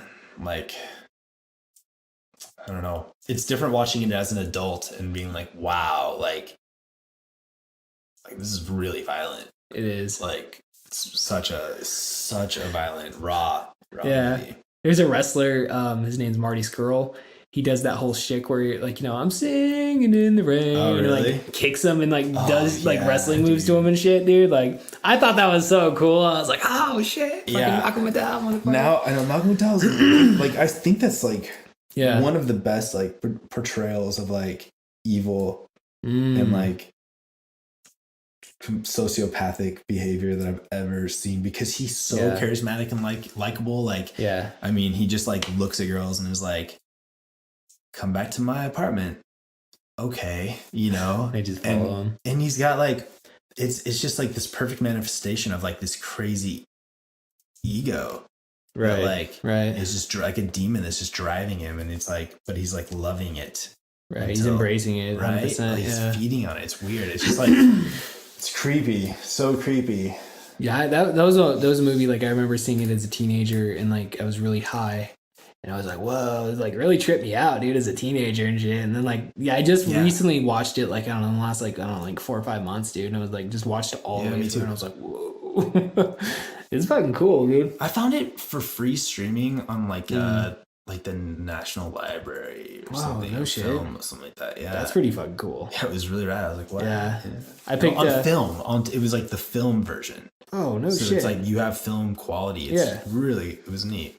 I got a Blu-ray copy of it. I picked it up on like it was a Stanley Kubrick like 3-peat or whatever. So I got The Shining, Clockwork Orange, and 2001: Space Odyssey.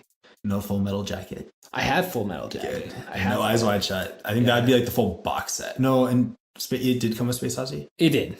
Yeah, but it was like it was just a triple feature one. So, but I picked up good ones. I just picked up Full Metal Jacket just recently, dude. Like Goodwill, dude. Like I picked it up just like I was like, oh shit, grab that, dude. That's a great movie.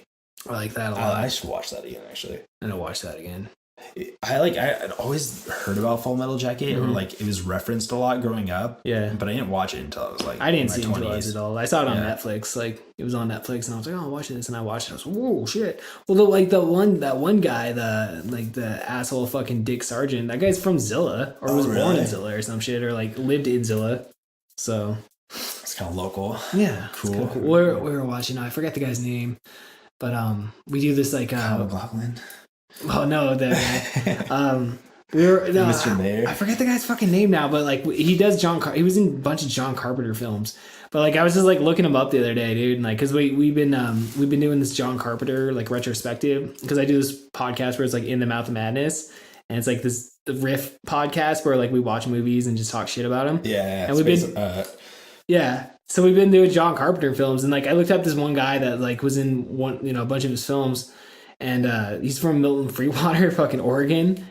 Oh really? It's a real shithole fucking town. Oh really? Yeah, it's like Central Oregon, so it's basically Yakima. Yeah, you know. Yeah, but there's like, a lot of Eastern Oregon. Yeah, it's just desert. It's I mean, if you the way you get to it, it's through Walla Walla, I think actually. So I guess it's southeastern or whatever, but it's still that deserty kind of look or whatever. So that's good shit though. It's good shit. So what are some John Carpenter films that you guys are doing? We've done The Fog. We've done The Thing.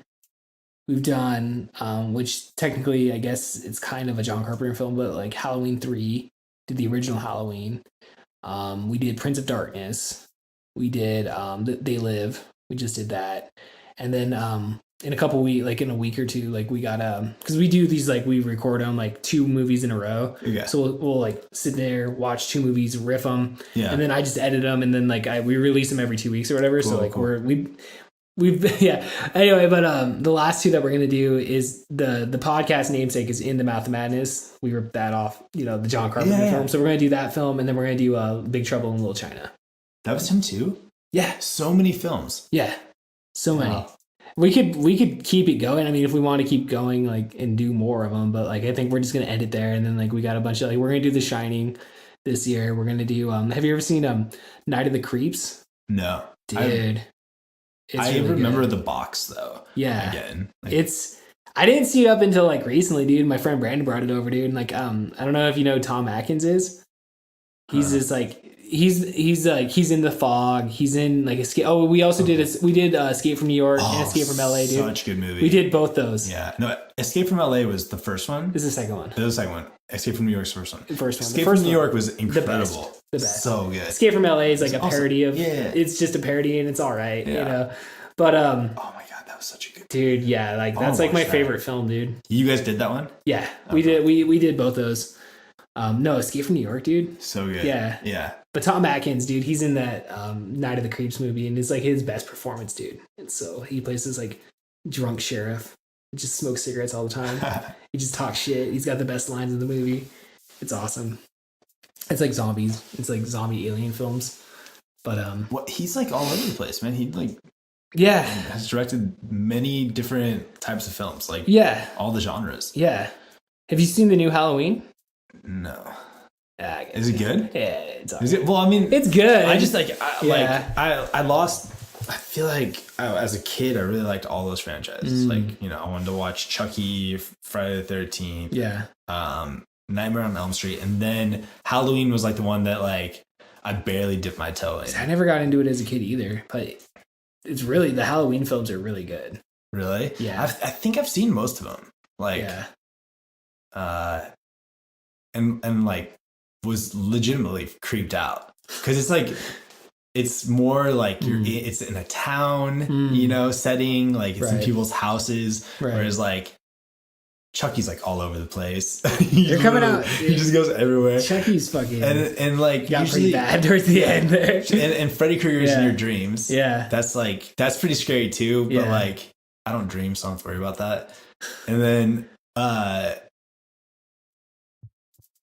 Jason is always like at a lake or like at a camp, right? So I feel like in the later ones, it was like Jason goes to Australia or something. Well, they had that Jason goes to Manhattan. He goes to New York, dude. That was really bad. And they had Leprechaun in space. Yeah, they had that, and they also had Jason X was Jason Goes to Space, which I actually just recently watched that like a couple months ago, dude. And it was pretty good. Were there like in Antarctica? They're like coming out of like frozen. That was Alien, actually. I think. Yeah, dude, that was Alien vs Predator and shit. Yeah, fuck. I love the Alien films, dude. The Alien films are really good. But Michael Myers is like, they are. Yeah, the first one. Yeah, first fucking 2, 3 was good. The third one was good, I thought. But yeah, Michael Myers, dude. Like Because it's like he's in your neighborhood. He's like in a town. yeah, He's broke out of the mental hospital. He's the shape. yeah. He's like, I know Donald Pleasance is the best, and dude. he has a knife. It's like Yeah. those are everywhere. Yeah. He looks like that. This Kevin's got a poster of how. I don't know. Are we still recording? Yeah, we're so Sweet dude. Yeah, He's got a Halloween 4 poster. So yeah, dude. That's what he looks like. We got all the posters. I'm trying to get them all. I'm gonna get all the Nightmare on Elm Street posters. You got the neighborhood. Yeah, bro. Sick, dude. Yeah, man. I got it. that. And then below that, I got that's the show I emceed a couple months ago at Bill's. And then the one up. Justin Hayes. Yep. Yeah, he's a good guy. He's cool. He's a cool guy. Do people come through on tours? Yeah, Bill's does a comedy show once a month.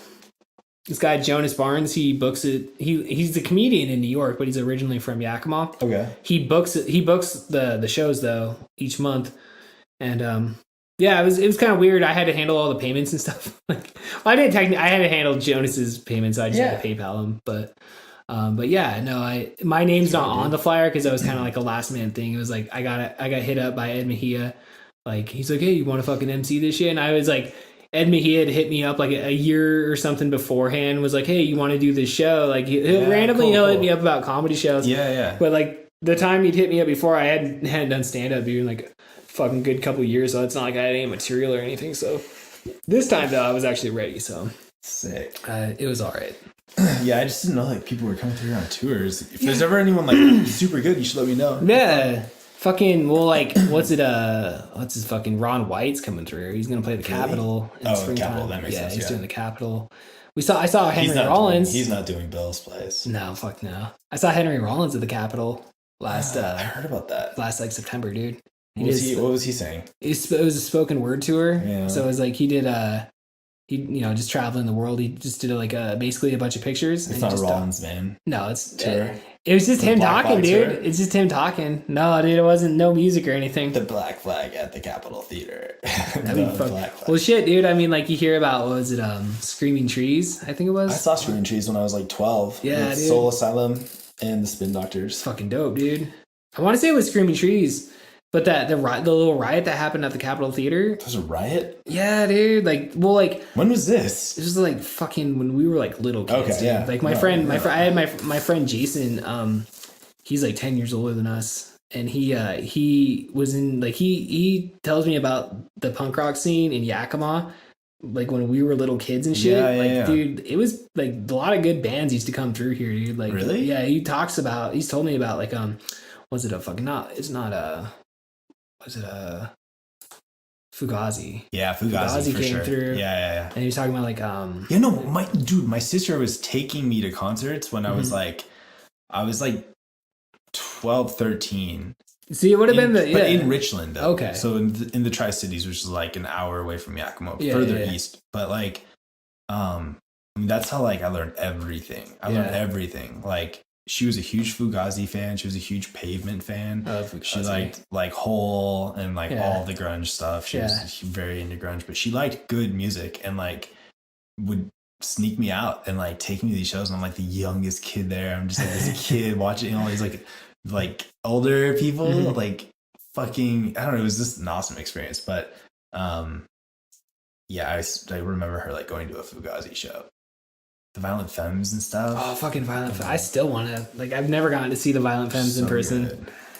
I love So Violent good. Femmes. I love them too. Ever. Yeah. Fucking Bouncing Souls are coming through in a couple months. Oh, I love Bouncing Souls too. Yeah, they're coming through in like May.